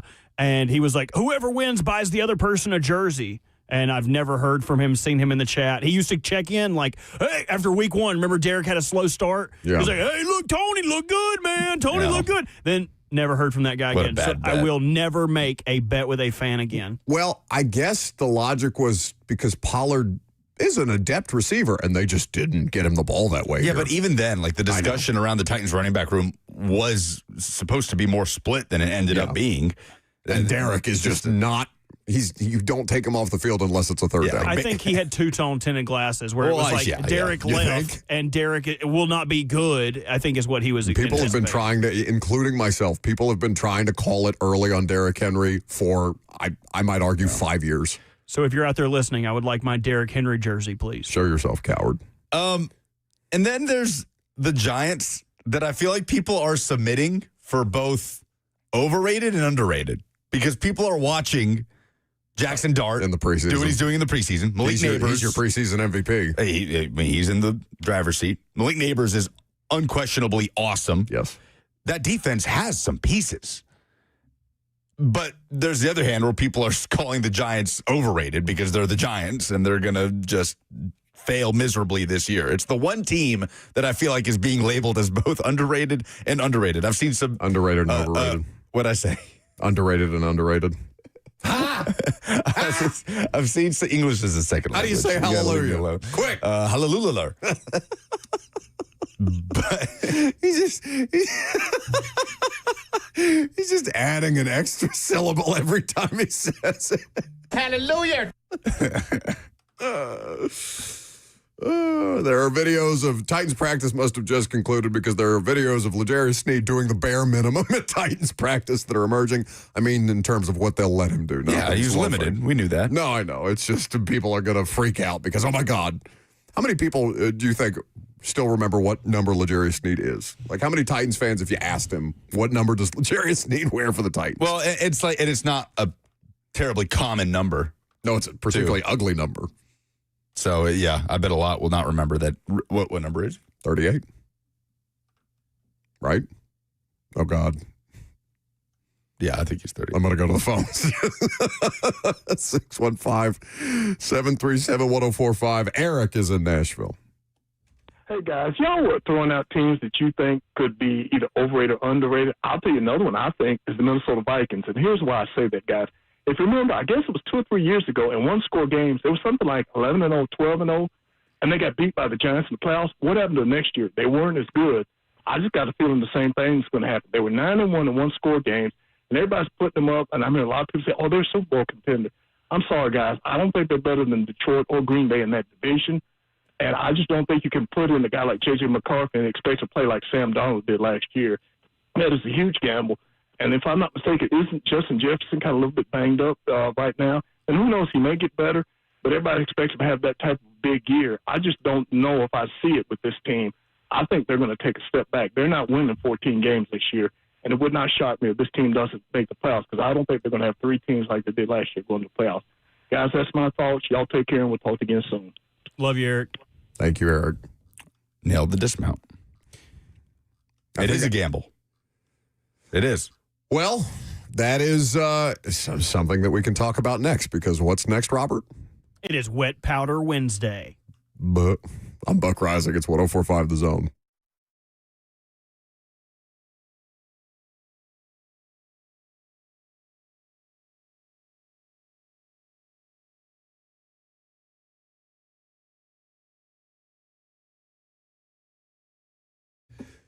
There's nothing worse than being unprepared. God knows if you listen to this radio show, you can tell when we are unprepared. Maybe you can't because we just perpetually seem like we're unprepared. But Premier Generators is here to make sure that you are not unprepared when disaster strikes. Premier Generators has so many different options for you to make sure that you and your family are kept safe when dealing with adverse weather conditions, any kind of power outage situation that you may be depending upon, whether it's keeping your food safe or if you rely on refrigerated medication, oxygen machines, for example. It's not just about convenience.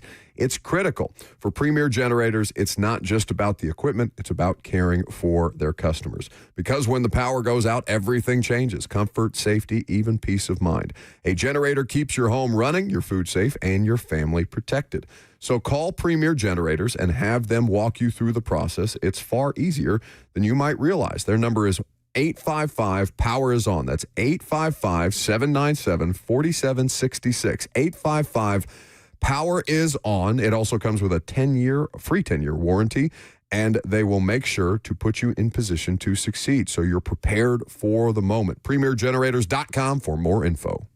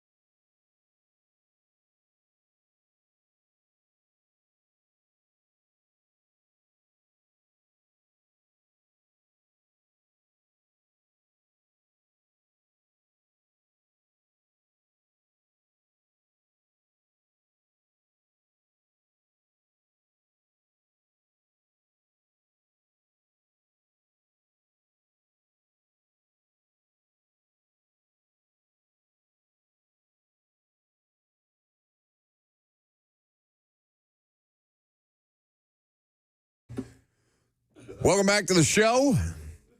Fueled by Hattie B's Hot Chicken. What are you giggling about? Because your microphone's not on, but you're so loud everybody can hear you on my mic. No, they can't. Nobody's derailing the show but you. Literally, you giggling like a schoolgirl about whatever song we just came back with.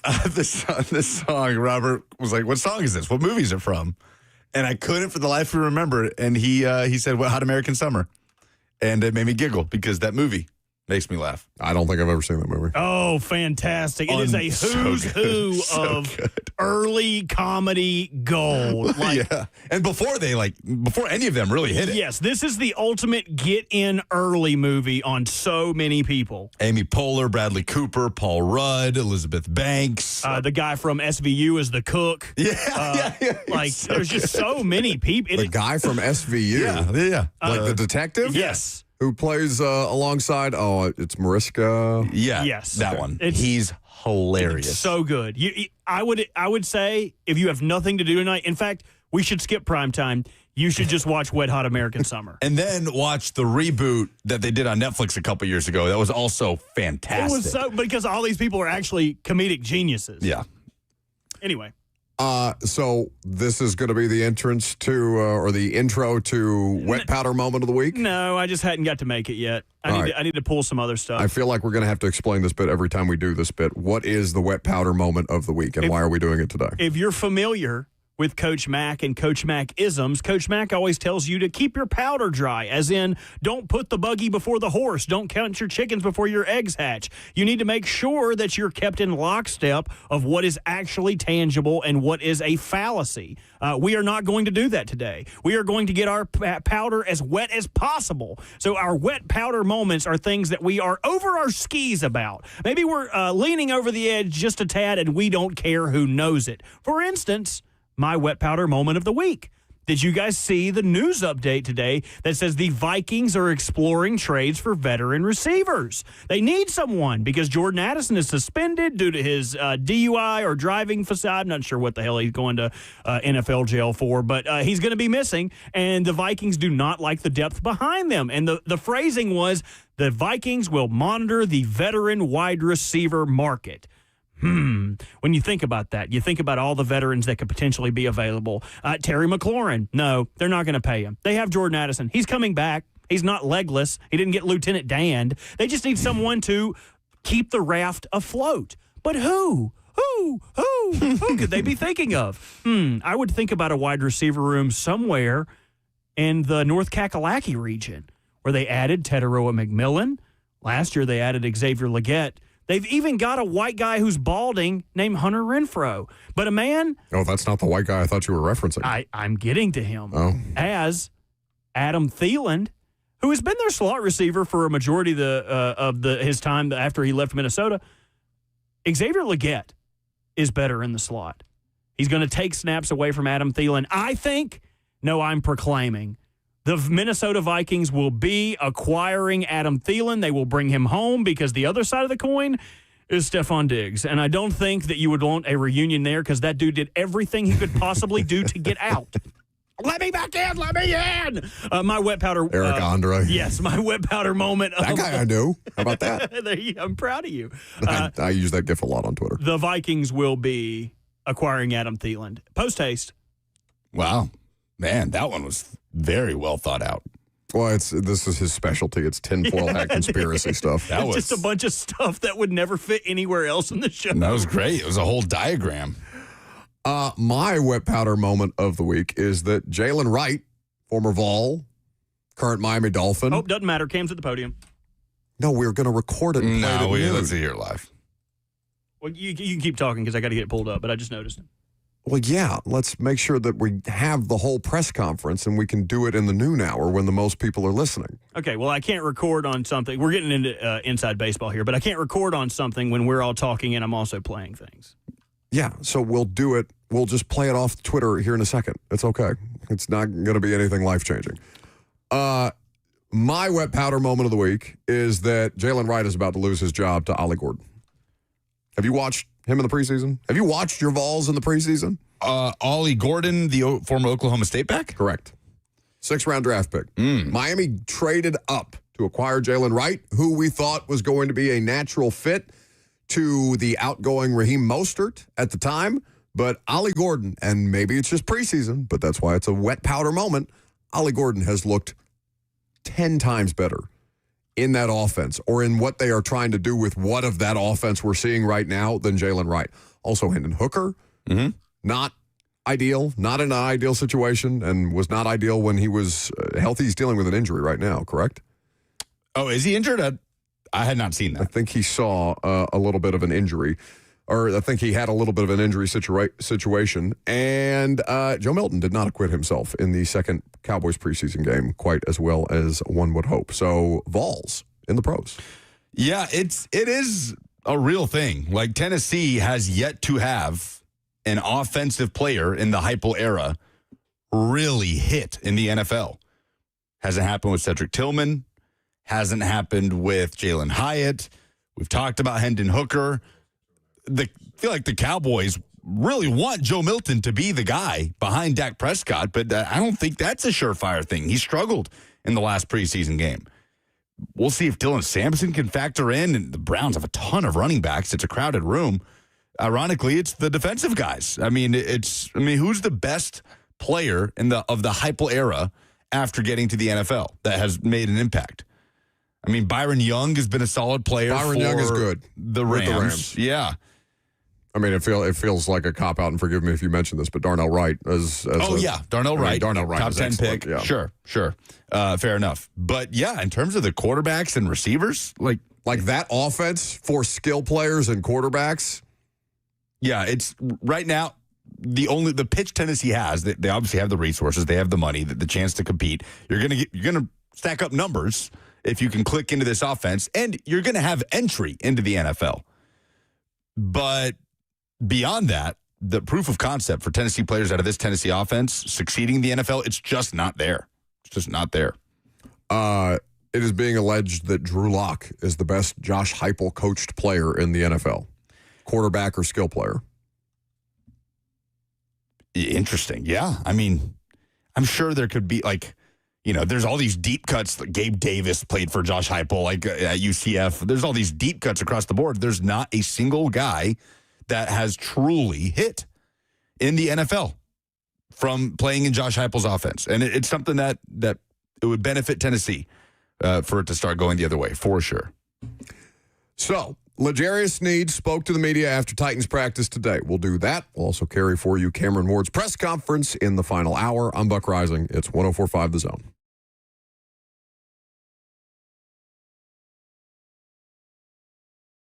Read it out of high school that you can turn into what you've done?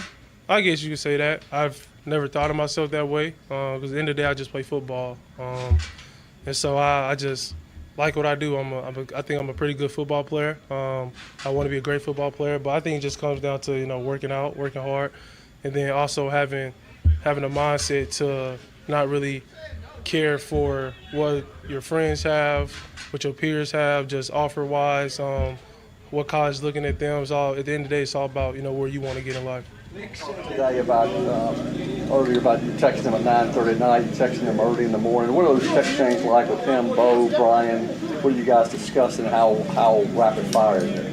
Really bit of everything. If I don't have an understanding of a play, or if it's something that on film that I like versus an opponent, I want to get in the game plan. So it's really about everything. They text me, what I need to get better at from whether it's today or in the past. So it's really everything. He texts about everything, life, everything. Nick said some of your technical issues come when you don't drive. Some of that's particularly the high and wide throws. How difficult is it maybe to get out of that habit? What happens that maybe prompts you not to take this step? I'll say if I really want to drive the football down the field, I think that's when I tend to overstride more. And then it's just something that you can't fix over a year. I've been doing it since I first played the football, but every year it's gotten better and better. So I think by the end of my time when I'm done, I think technically wise, I'll be up there. When you come into a situation being a new quarterback, every quarterback throws differently. Every receiver runs routes and likes the ball in different, where they like it. How does that process work, and how long does it take to kind of really separate, like knowing Calvin likes it this way, Chig likes it that way, and on down the line? I would say it takes minimum about 2 months, I would think, at least in my mind, just because every receiver runs their route different. Depending on how the D-line rushes at me, if it's a certain play, whether it's a screen or a quick game, I throw the ball differently. I'll side on it if I feel like it. If not, I'll just go 3/4 like I always do. So I think it just comes over time. But, I mean, we got a lot of work in over the summer. So those guys know how I'm throwing the ball, how I throw the seam balls. They know I'm trying to rip it over the middle. But I also know when I got to take stuff off over the middle, then on our deeper routes, I got to give those guys a chance to make a play. Having gone from like 2 or 3 stops in college and having to learn a different set of receivers every couple of years, has that helped in the process here of learning these guys? Yeah, it's helped a lot. And that's why I'm at the point where I want stability now. Like, I want to be able to build with people, coaching staff, teammates. Like, I just want people where it's not just a one-and-done year. I did that all through college, and I'm really just tired of it. So I think that's the best thing about, a lot of teams in the league, the good teams in the league, they have stability just throughout the program, whether it's not players or coaches, but the core is stable. What's it been like having ex-Quandre around here the last couple of weeks since he got here, and how much of a benefit do you think that's going to be to you? It's been good. He ain't been doing too much, at least to my eye. So he still got to earn my respect. I got to see him on the field as his teammate. But I mean, to get a chance to play with your cousin, not a lot of people get a chance to do that. I mean, we was in the hotel last week, and I just told him stand there, and I took a pic of him. It was like crazy because I'm like in the same locker room with my cousin and stuff who older than me. But I mean, it's a blessing. I'm excited to have him out here with me to help get me adjusted to the league, especially learning from his experience being in the NFL. I'm more passionate about first down and avoiding mistakes. Are you mentally on that page right now where in first down you got to be safer rather than this year? Mentally, yeah, I am better at that, but I throw the ball. So if I see somebody open with his deep intermediate, I'm throwing it. Coach Callahan knows it, but I think the biggest thing with Coach, he's getting me better at, playing more situational football. I've gotten better at throughout training camp, throughout practice, even here today. But he knows my mindset. He knows I'm a gunslinger. If I get the opportunity, I'm taking a shot. But I would say they really get me better at playing situational football. How important is it to you, Cam? In 2 preseason games, the snaps you've had, you've led 1 scoring drive. For this final one, how important is it to you to have a rhythm and a consistency with the offense and put the ball in the end zone? I think it's real important in terms of us just playing at a high level and making drives count, whether it's with 6 or 3 points. And then just also getting guys excited to play football, having excitement on the sideline, getting the guys their touches on the field, then at the end of the day, it's playing together. I think a lot of points can come from teams playing together, not playing selfish football. And I'm just glad that we have one of those teams who play together. Did you learn anything from the scuffle, I guess, with Jeffrey the other day? Anything come out of that in terms of things you can gain? Did I learn anything from it? Jeff's strong as shit, I would say. It was fun at the same time, and I think it was what we needed, though. I mean, we love competing, especially me and Jeff, and I'm excited to have that man as my teammate. And so I mean, I can't wait to see what he do. Sundays I already know what he about, but I get to see the real thing coming soon. Have y'all kidded about that since? What's the conversation been like post scuffle, if that's what you're gonna call it?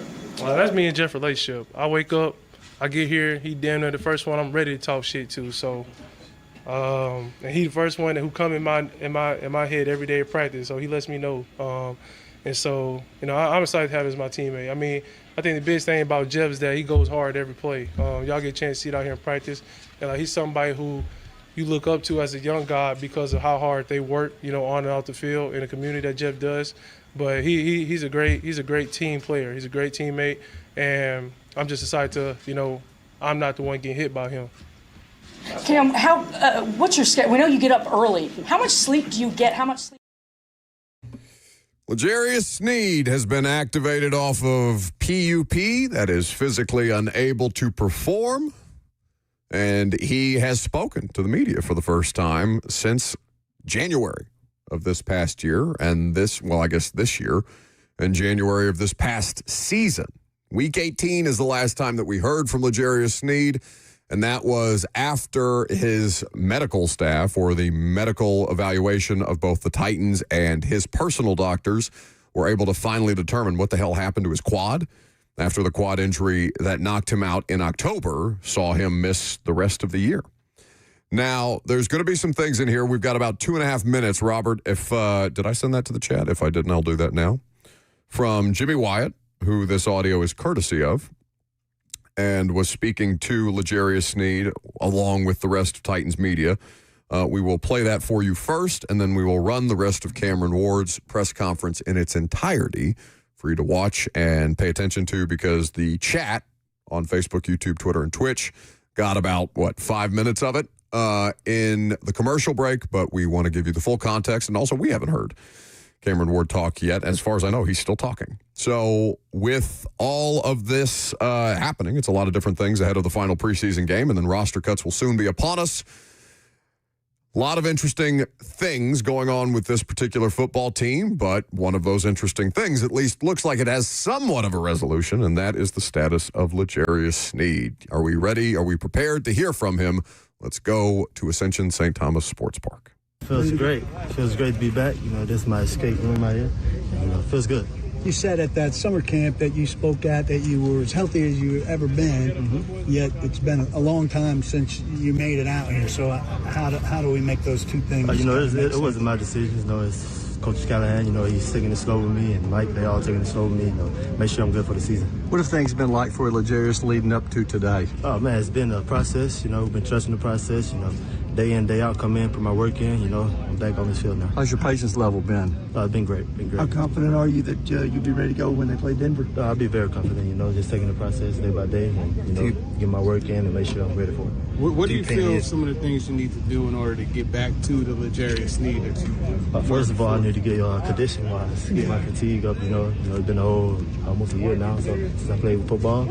It's just get my win up. With the physicality you play with and not having minimal practice for quite a while, how much work does it take to get that work in on the practice field to be where you need to be? Physicality is going to come. That's who I am. I've been in the league 6 years now, and that's who I am. Physical corner guy. I just got to get my technique out. And how hard is it for you to believe in your body after all the problems you've had in the last year with your knee and then your quad? It's a process. I'm not always believing in me. I'm trusting God. It's not in my hands, it's in God's hands. Is the quad done? Is this all knee now? Yeah, the quad is done.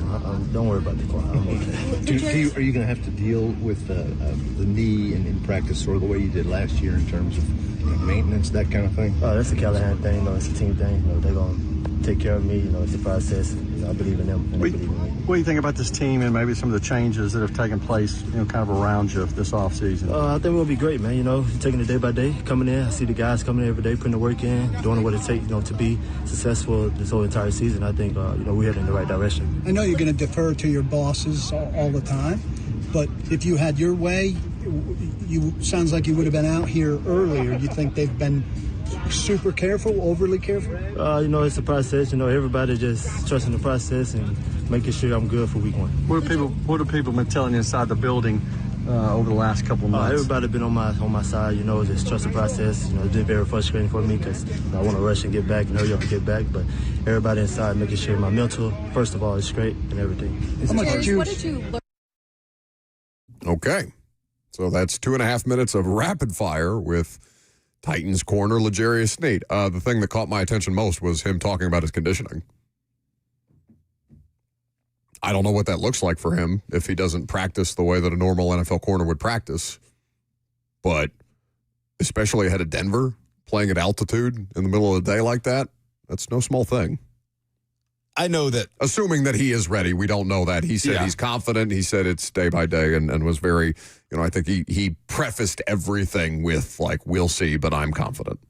And I know he has gone through long stretches of being a guy that is managed and doesn't really practice. But at some point, L'Jarius Sneed, limited today, and they weren't even wearing pads. But at some point, he's got to get out there and, play at football speed, right? And take some hits, deliver some hits. If he hasn't played since week 5 of last season, and it's taken this long for him to even be limited at practice, and practice with no pads on. He's not going to play on Friday. Then how much does that have to ramp up next week? Is the first full contact action Sneed sees going to be in a game?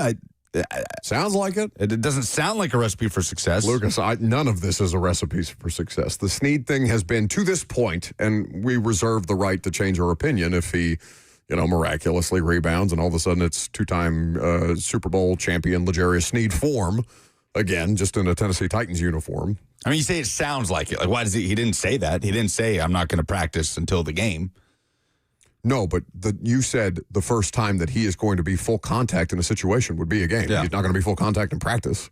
Well, yeah, I guess, fair enough. But he's not going to be running as fast as he would in a game in practice. Feels like he's got to be out there, some team drills. I would agree with you. I wish that I understood how the hell this was going to work.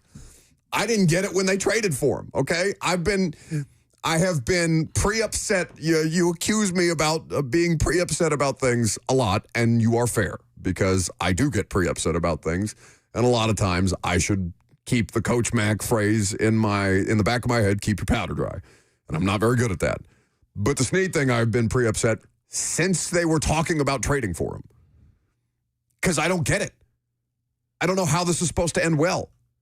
I don't know how paying a player who has a specific situation, who has, I'm trying to think of the right word to contextualize this, but who comes with exceptions. You know what I'm saying? He's not a normal corner. He has an exception that comes with his ability to be prepared to play football on Sundays. How often do you see guys who come in with exceptions, whether they be height, whether they be, degenerative conditions, what have you? How often do you see them beat the odds? In the NFL, not that often. It's not like it never happens, but it's few and far between. So not only are you bringing in a guy, you're giving up draft capital for a guy that has exceptions around him, which is the management of the knees, but you're paying him for past production. You're paying him for what he is, a 2-time Super Bowl champion at the time, and you're not getting that on a back end.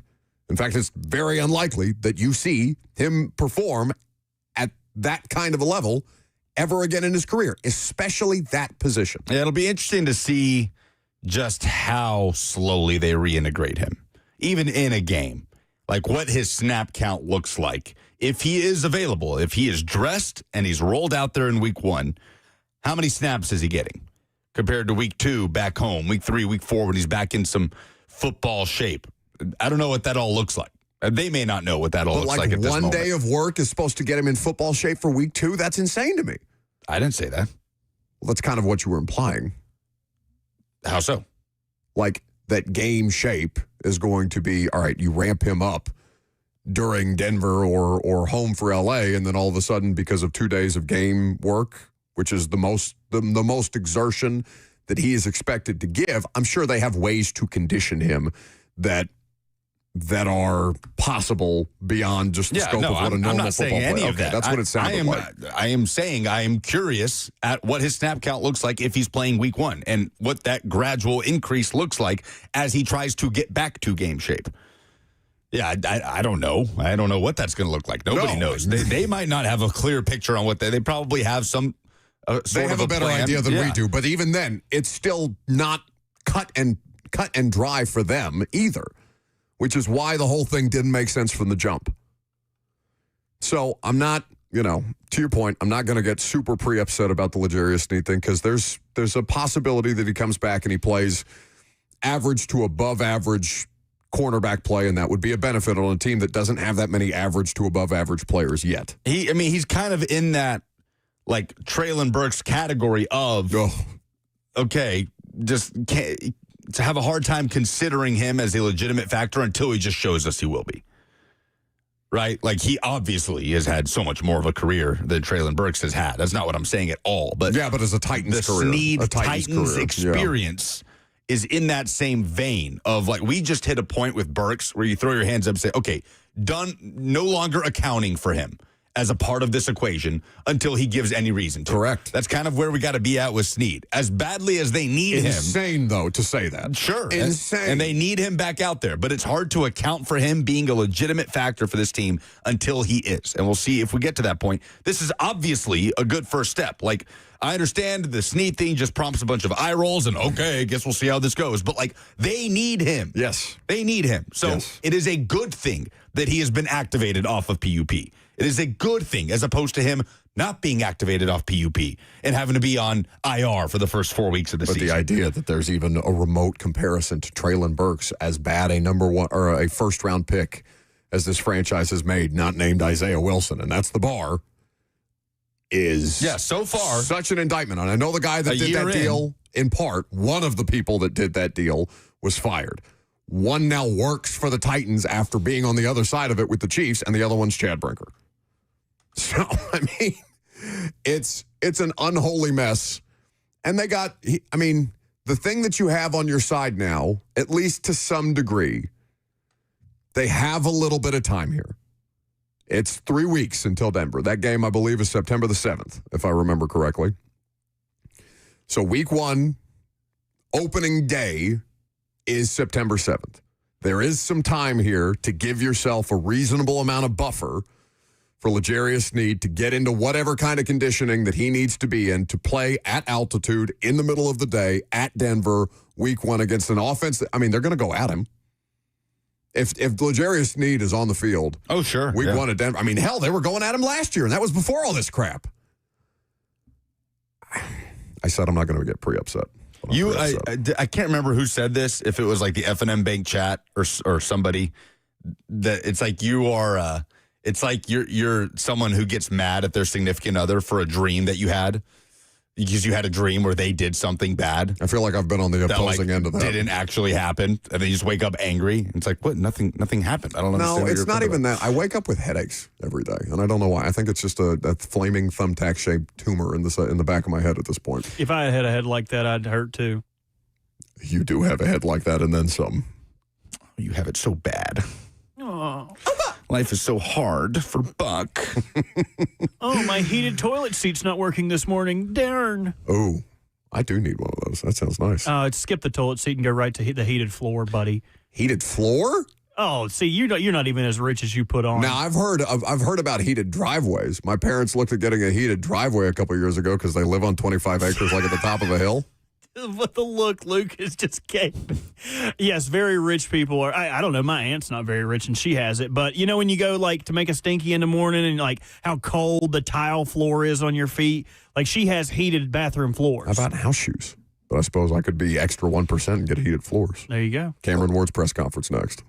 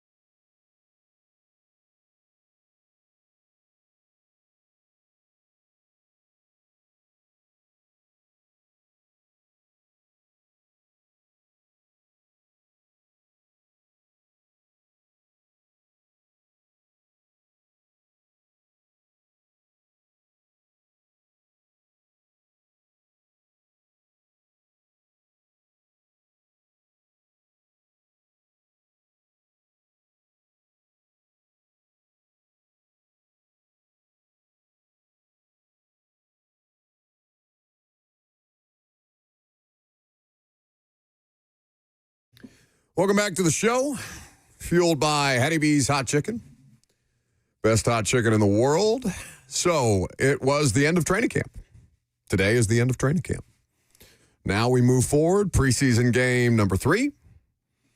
A lot of guys on the fringes trying to make their final case to make the roster, though I imagine largely that stuff has been decided. I'm sure there's a few names here or there that people might think about including or make a final case for, a last stand for based on their performance. I'm sure a lot of you guys are going to be curious about, for example, Xavier Restrepo. I think that's highly unlikely, but you allow the process to play out, and their situation internally may look a lot different than things feel externally, though I don't think I'm too far afield on that one in particular. But with the conclusion of training camp means the conclusion of practice today, and that means Cameron Ward, quarterback, press conference. We go to it now.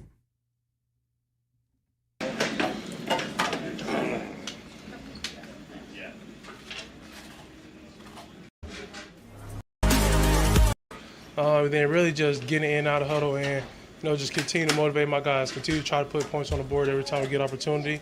Try to get another preseason win. With Calvin off the field the last couple days, has that given you maybe opportunity to look at some other guys a little bit more, like Van and Bryce? And say the first part again. With Calvin not practicing the last 2 days, does that give you a chance to maybe get some extra looks at some of the other guys? Oh yeah, for sure. I think it's more reps I get with those guys. Van, Chim, Ellick, then Bryce as well. So I just think all of us, the Red being out right now, just helping us get a deeper relationship, just timing wise on routes that I probably haven't thrown them this whole training camp.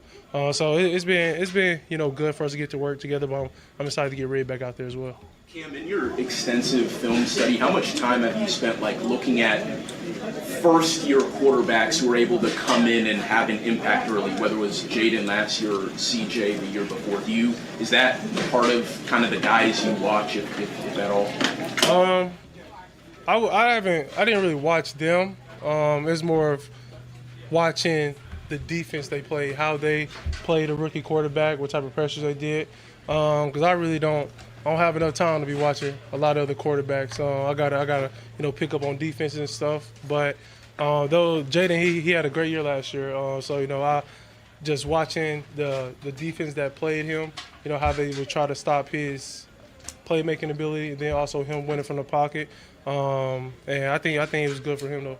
So along those lines, how beneficial is it when Dinard is throwing the house at you in terms of different pressures or packages, changing things up post snap for you?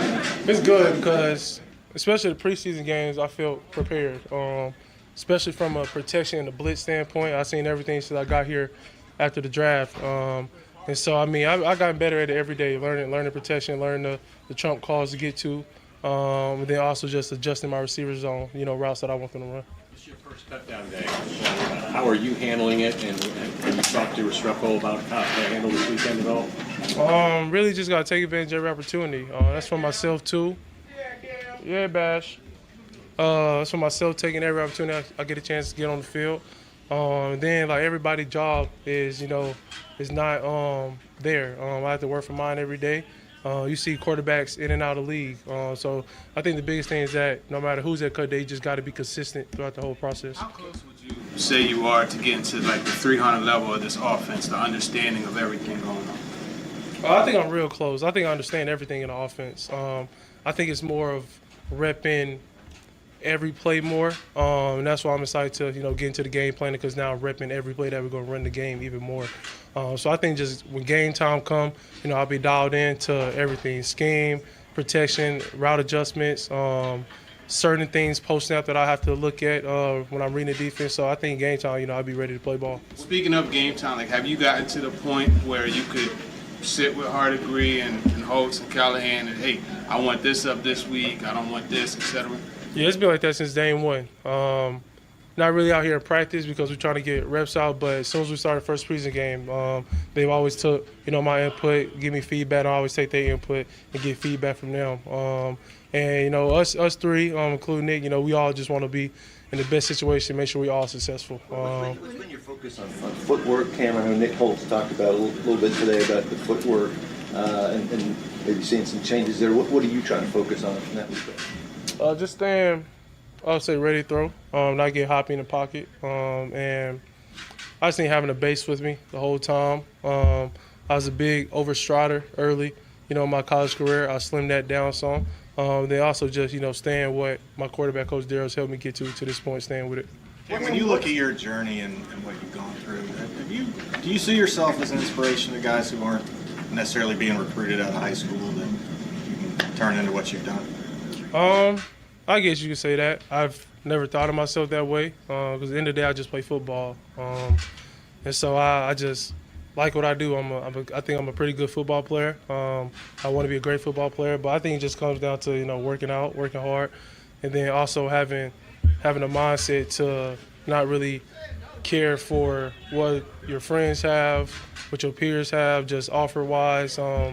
What college is looking at them is all. At the end of the day, it's all about where you want to get in life. Today about earlier about you texting him at 9:30 at night, you texting him early in the morning. What are those text chains like with him, Bo, Brian? What are you guys discussing? How rapid fire is it? Really bit of everything. If I don't have an understanding of a play, or if it's something that on film that I like versus the opponent, I want to get in the game plan.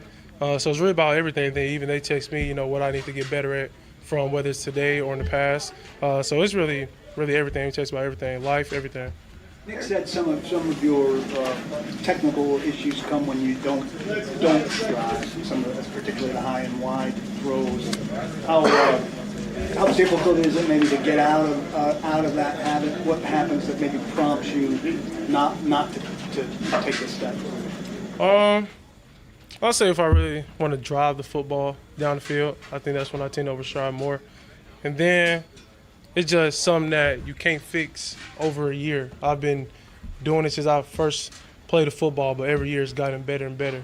So I think by the end of my time when I'm done, I think technically wise, I'll be up there.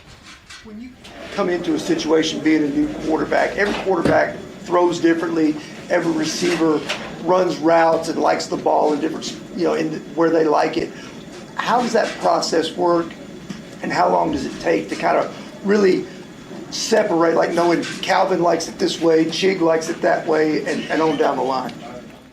I would say it takes minimum about 2 months, I would think, at least in my mind, just because every receiver runs their route different.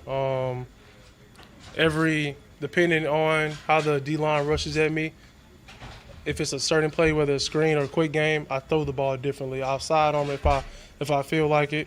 If not, I'll just go 3 quarters like I always do. So I think it just comes over time. But, we got a lot of work in over the summer. So those guys know how I'm throwing the ball, how I throw the seam balls. They know I'm trying to rip it over the middle. But I also know when I got to take stuff off over the middle, then on our deeper routes, I got to give those guys a chance to make a play.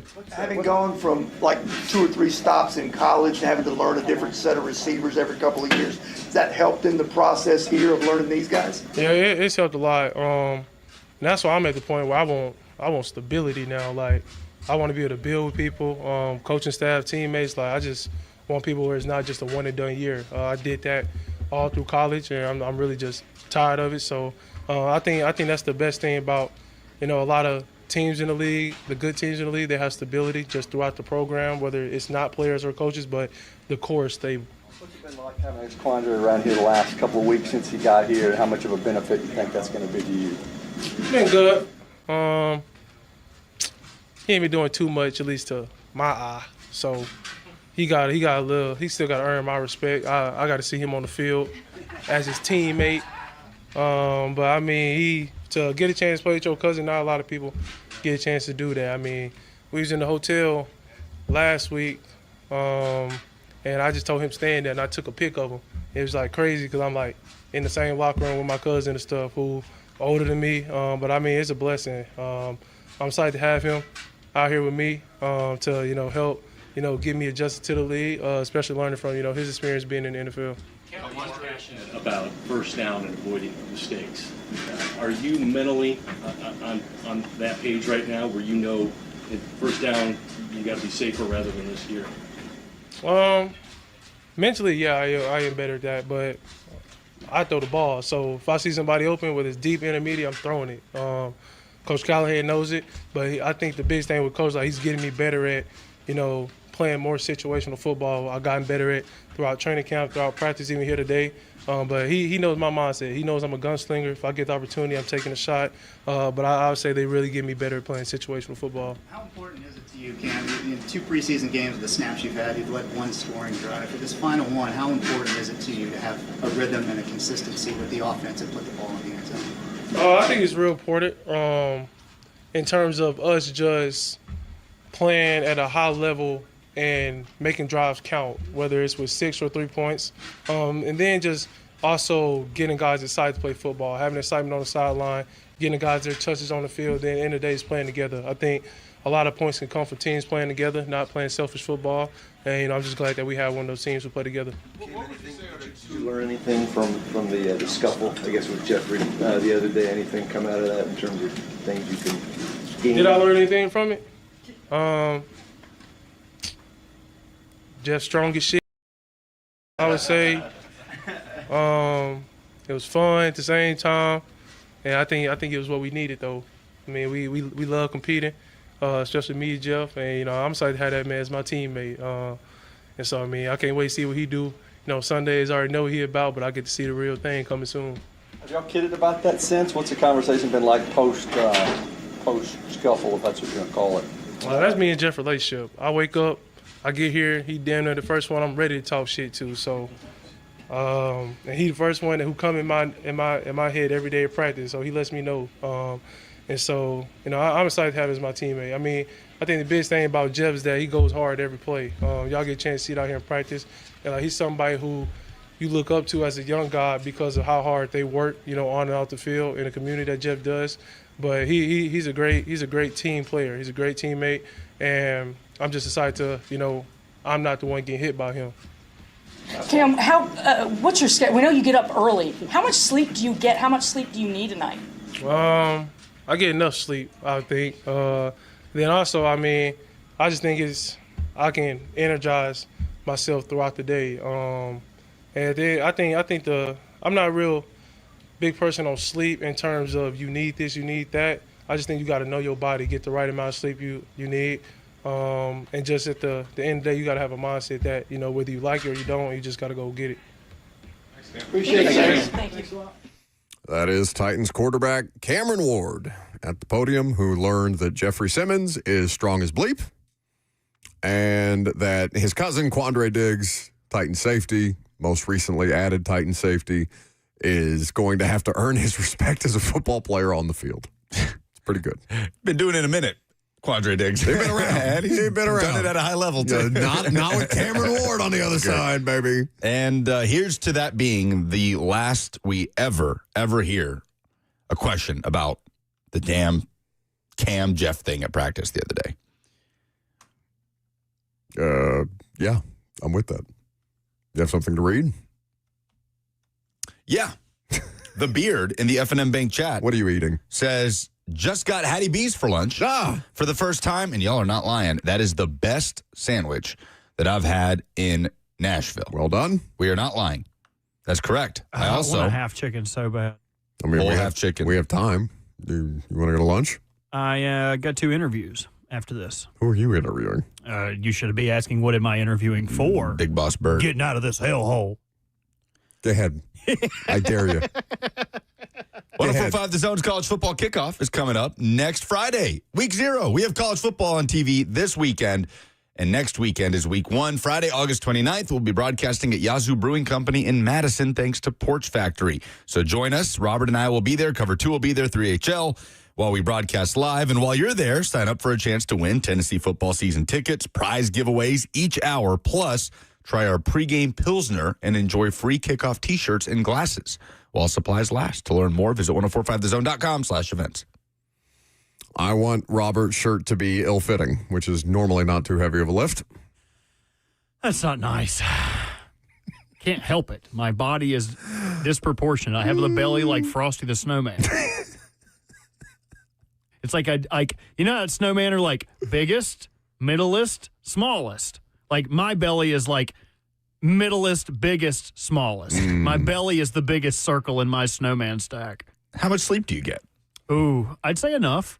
But I also would like, if you're tired of the Jeff Cameron Ward shoving match questions, I'm tired of how much does Cam Ward sleep. I actually am curious to know how much Cam Ward sleeps. Like, that is a weird thing where, like, I'm always interested to know how much sleep people get. Why? Because there's people out there that can get like 4 to 6 hours of sleep and function. I mean, I don't know how well I function, but that's about what I sleep. And I am not one of those people. Like, if I get 4 to 6 hours, I will be useless the following day. So I am kind of interested in what a rookie quarterback in the NFL that tries to arrive to the facility at 5:30 every morning, how much sleep he actually gets. Can I get a theory or give you guys a theory really quick? Please. I don't think he sleeps at all.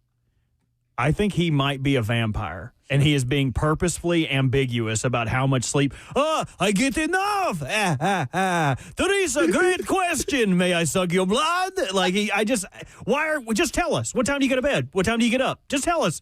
Oh, I get enough. What's enough? You can't be outside during the day? I don't want to talk about this anymore. He's a day walker. How much do you get? Yeah, generally, I mean, about 8. I go to bed about 11, 11:30, wake up at like 6:37, so...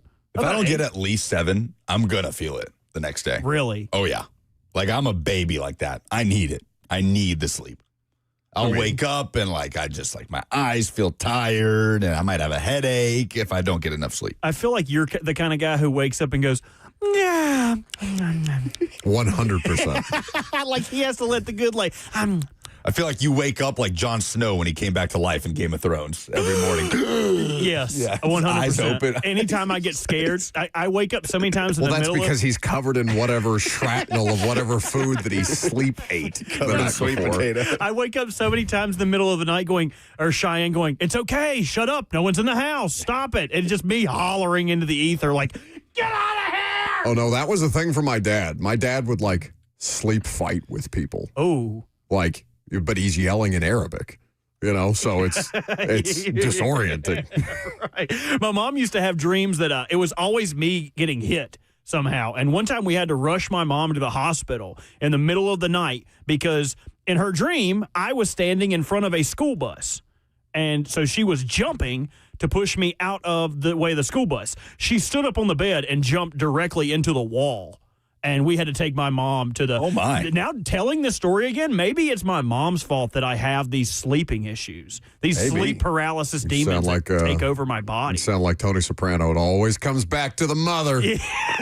Always comes back to the mother. I have a great mama. True. Love you, mama. I'm glad that we can finally put to bed, no pun intended, the Cameron Ward sleep questions. Last call for phone call. If you got them, 615-737-1045 is the number. I'm Buck Rising. It's 1045 The Zone.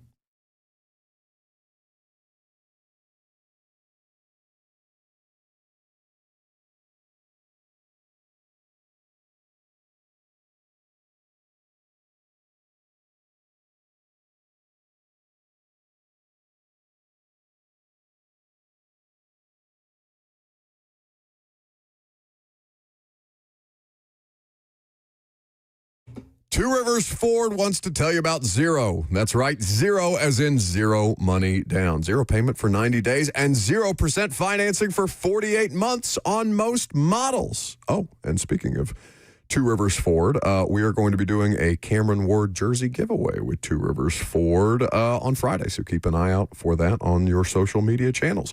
And Zero on regularly scheduled maintenance because Two Rivers Ford is throwing in a 2-year complimentary maintenance plan. It's the Zero Summer Sales Event happening right now at Two Rivers Ford. Their salespeople don't work on commission, which means there's zero pressure when you're shopping for a vehicle. And at Two Rivers Ford, you'll get zero surprises because they are honest and transparent all the time. They're A-plus members of the Better Business Bureau, and they've been family-owned since 1983. What you see is what you get at Two Rivers Ford, which is why they are the South's most trusted Ford dealer. So get to Two Rivers Ford for the Zero Summer Sales Event today because it ends September the 2nd.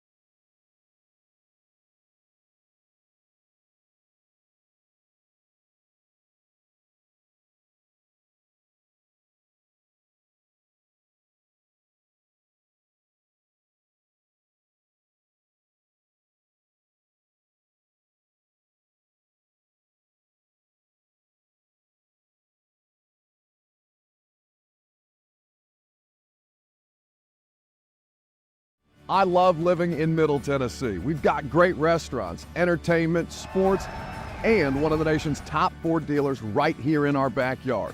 Two Rivers Ford. Remember that name.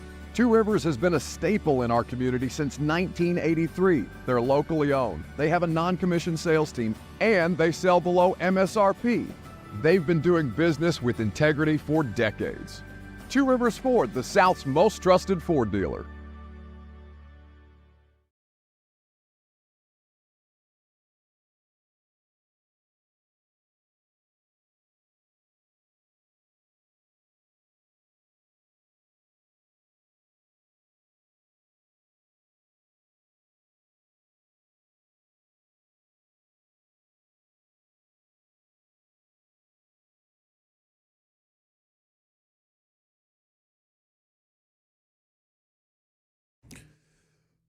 Welcome back to the show. Last call for phone calls, if you got them.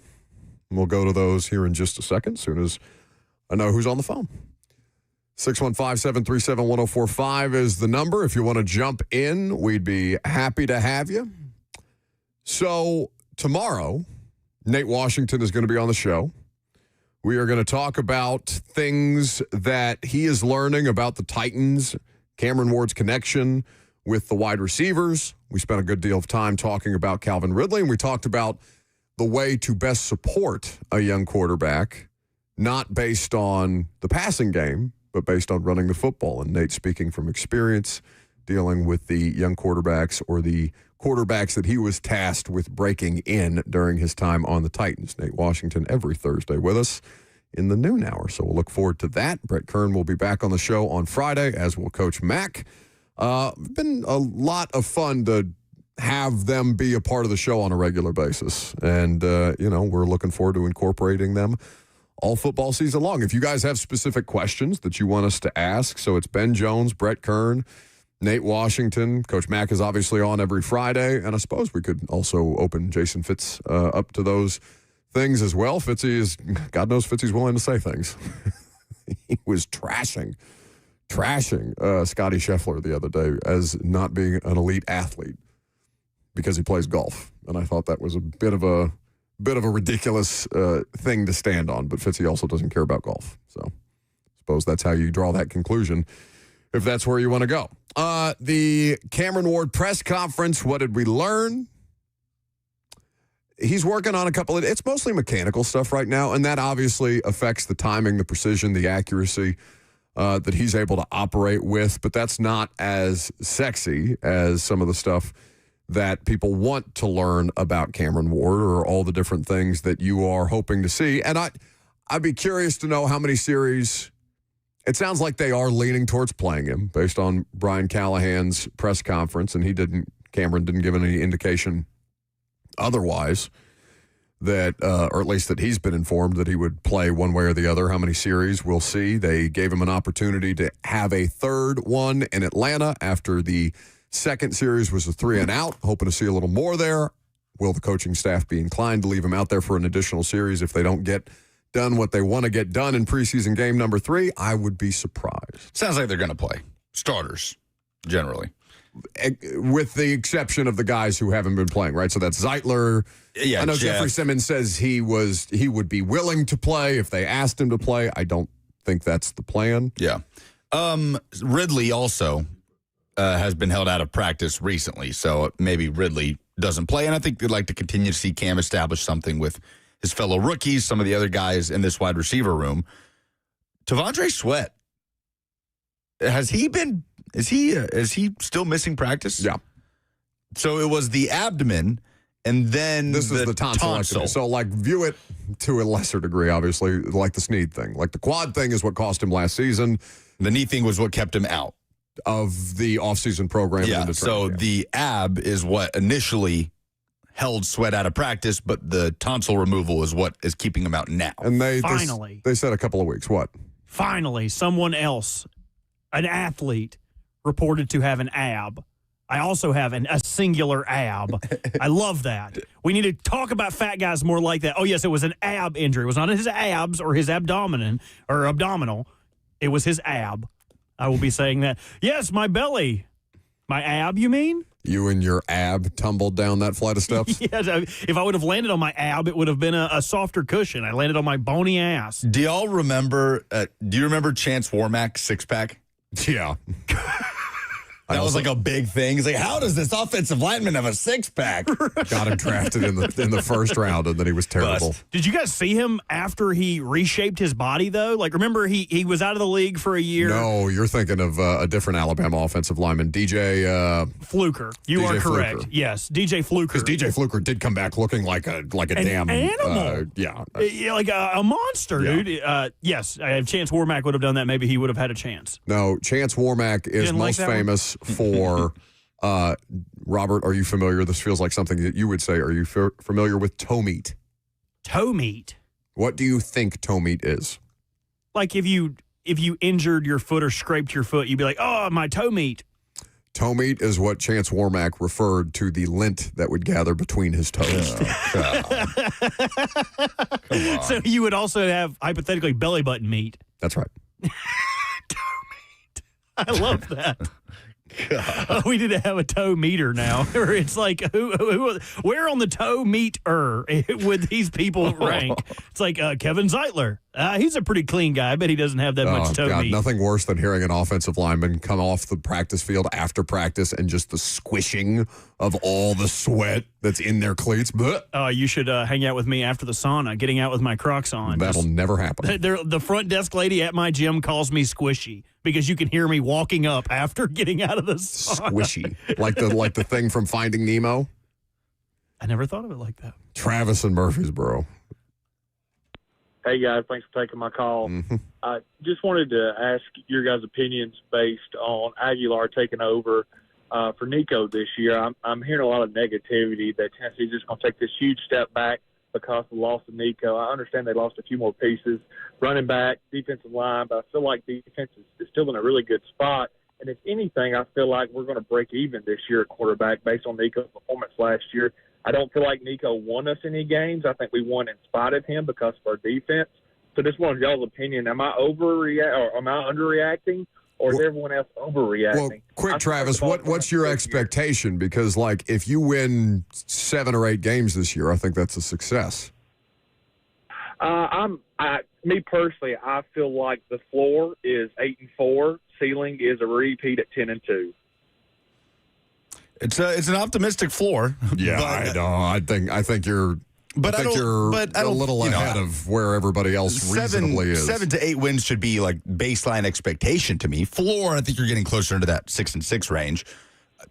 I do think it's all on the table. I think there's a reality in which you think 10 wins is a possibility. No. I'm talking about, like, I don't see 10 wins on the table for this season. Stranger things have happened, but no, I don't see it. I'm talking about what he's saying with Joey Aguilar. I think it is possible that Joey Aguilar is better in this offense than Nico. Doesn't make him a more talented quarterback or a better pro prospect. Neither was Hendon Hooker than Nico Iamaleava. But, like, is it possible that Joey Aguilar just kind of clicks and the offense plays to his strengths and they're able to do some of the things that Nico wasn't able to do with the timing and accuracy portion? Yeah, it's possible, too, that he is a level below because he's not as talented as Nico Iamaleava. It's all kind of on the table in terms of what Joey Aguilar does with the offense. And he spoke today for the first time since being named the starting quarterback. We can play some of that tomorrow. But it's Vols fans, I don't think, really know exactly where to be. Like with Nico, you didn't know how it was going to turn out, but you knew where to be. It was to be hyped, to be excited. There's this 5-star, the prince that was promised. Whereas Joey Aguilar, it's kind of like, okay, could he just click? Like we talked about yesterday. Nobody thought Hendon Hooker was going to come in and do what he did. The prince that was promised. So could Joey Aguilar be this X-Factor wild card that just meshes with Heupel in this offense? Maybe.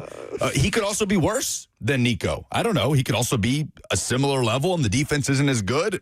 It's all on the table, it feels like this Robert, year. I have a mental image of Lucas, but it's not like Lucas present day. It's 8th grade spelling bee Lucas running around with a poster of Nico Iamaleava calling him the prince that was promised. Well, no, in 8th grade it would have been Tyler Bray was the prince that was promised. Well, Tyler Bray was Dooley, right?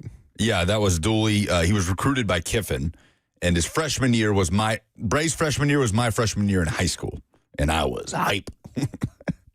8th grade was Crompton. Crompton was our quarterback when I was in 8th grade. That's about time we had Crompton on, isn't it?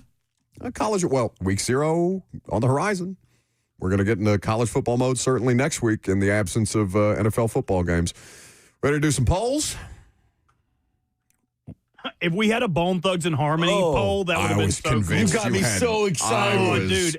It's the day of polls. Oh, I got to make that now. Come on. I thought you were going to surprise us with the new open. That was a misclick, but I will make, okay, if I make That's 'cause you're eating. If I make you one promise, I promise anything, I will make us a Bone Thugs and Harmony poll open. The way both of us looked at one another like, oh my God, what has he done? Back to Sling Blade. Yeah. Bone Thugs and Harmony.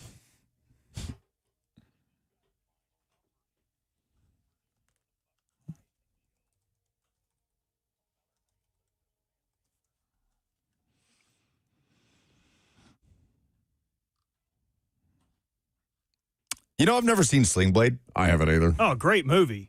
Great movie. Opens Also- up with one of the most awkward monologues of all time. Is that what that's supposed to be mimicking? No, it's not even Billy Bob Thornton's character. It's a character that he is in the mental asylum with, looking out the window. Billy Bob. Just quickly, somebody said Trey Avery got released from the Patriots. Randall is just outrageous. Trey Avery is still playing professional football. Titans need cornerback. That's crazy. No, stop. Presented by Two Rivers Ford, the South's most trusted Ford dealer. Who's the most overrated team in the NFL in 2025? Puka says Washington. They've got sophomore slump written all over them. Most responses say the Patriots. Overrated? Yeah. Washington? I mean, I could see that. Like, there just being an assumption that Washington is just going to be Washington because they did did the NFC Championship game last year. They've been godforsaken my entire life. Which I think is exactly the point, that because they did it last year, there's this expectation that they deliver on that or better this year, and that's hard to do. So, yes, I totally agree with that point. Who's the most underrated team in the NFL this year? Puka, again, says Tampa. Jared says Raiders. He thinks they're going to be good. Brian says the Giants. Tampa. Sneaky good. Tampa. Tampa's won their division 4 years in a row. 5. Is it 4 or It's 5? Yeah, but 3 with Todd Bowles. Which SEC head coach has the hottest seat in 2025? Majority of votes, over 32%, say Napier. Then it goes Hugh Freeze at 26.3%. Then Sam Pittman, and then Mark Stoops. They're all on a hot seat in 2025. Those are the polls. Very good. That's the show. Blaine and Zach going to keep you company. Coming up next, prime time tonight, we'll talk more about L'Jarius Sneed, who returned to practice today. Had some things to say. If you missed any of that, see you at 7.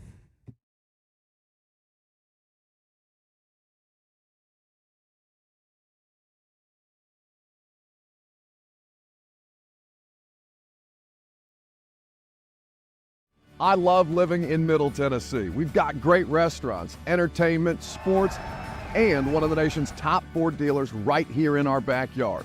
Two Rivers Ford. Remember that name. Two Rivers has been a staple in our community since 1983. They're locally owned. They have a non-commissioned sales team, and they sell below MSRP. They've been doing business with integrity for decades. Two Rivers Ford, the South's most trusted Ford dealer.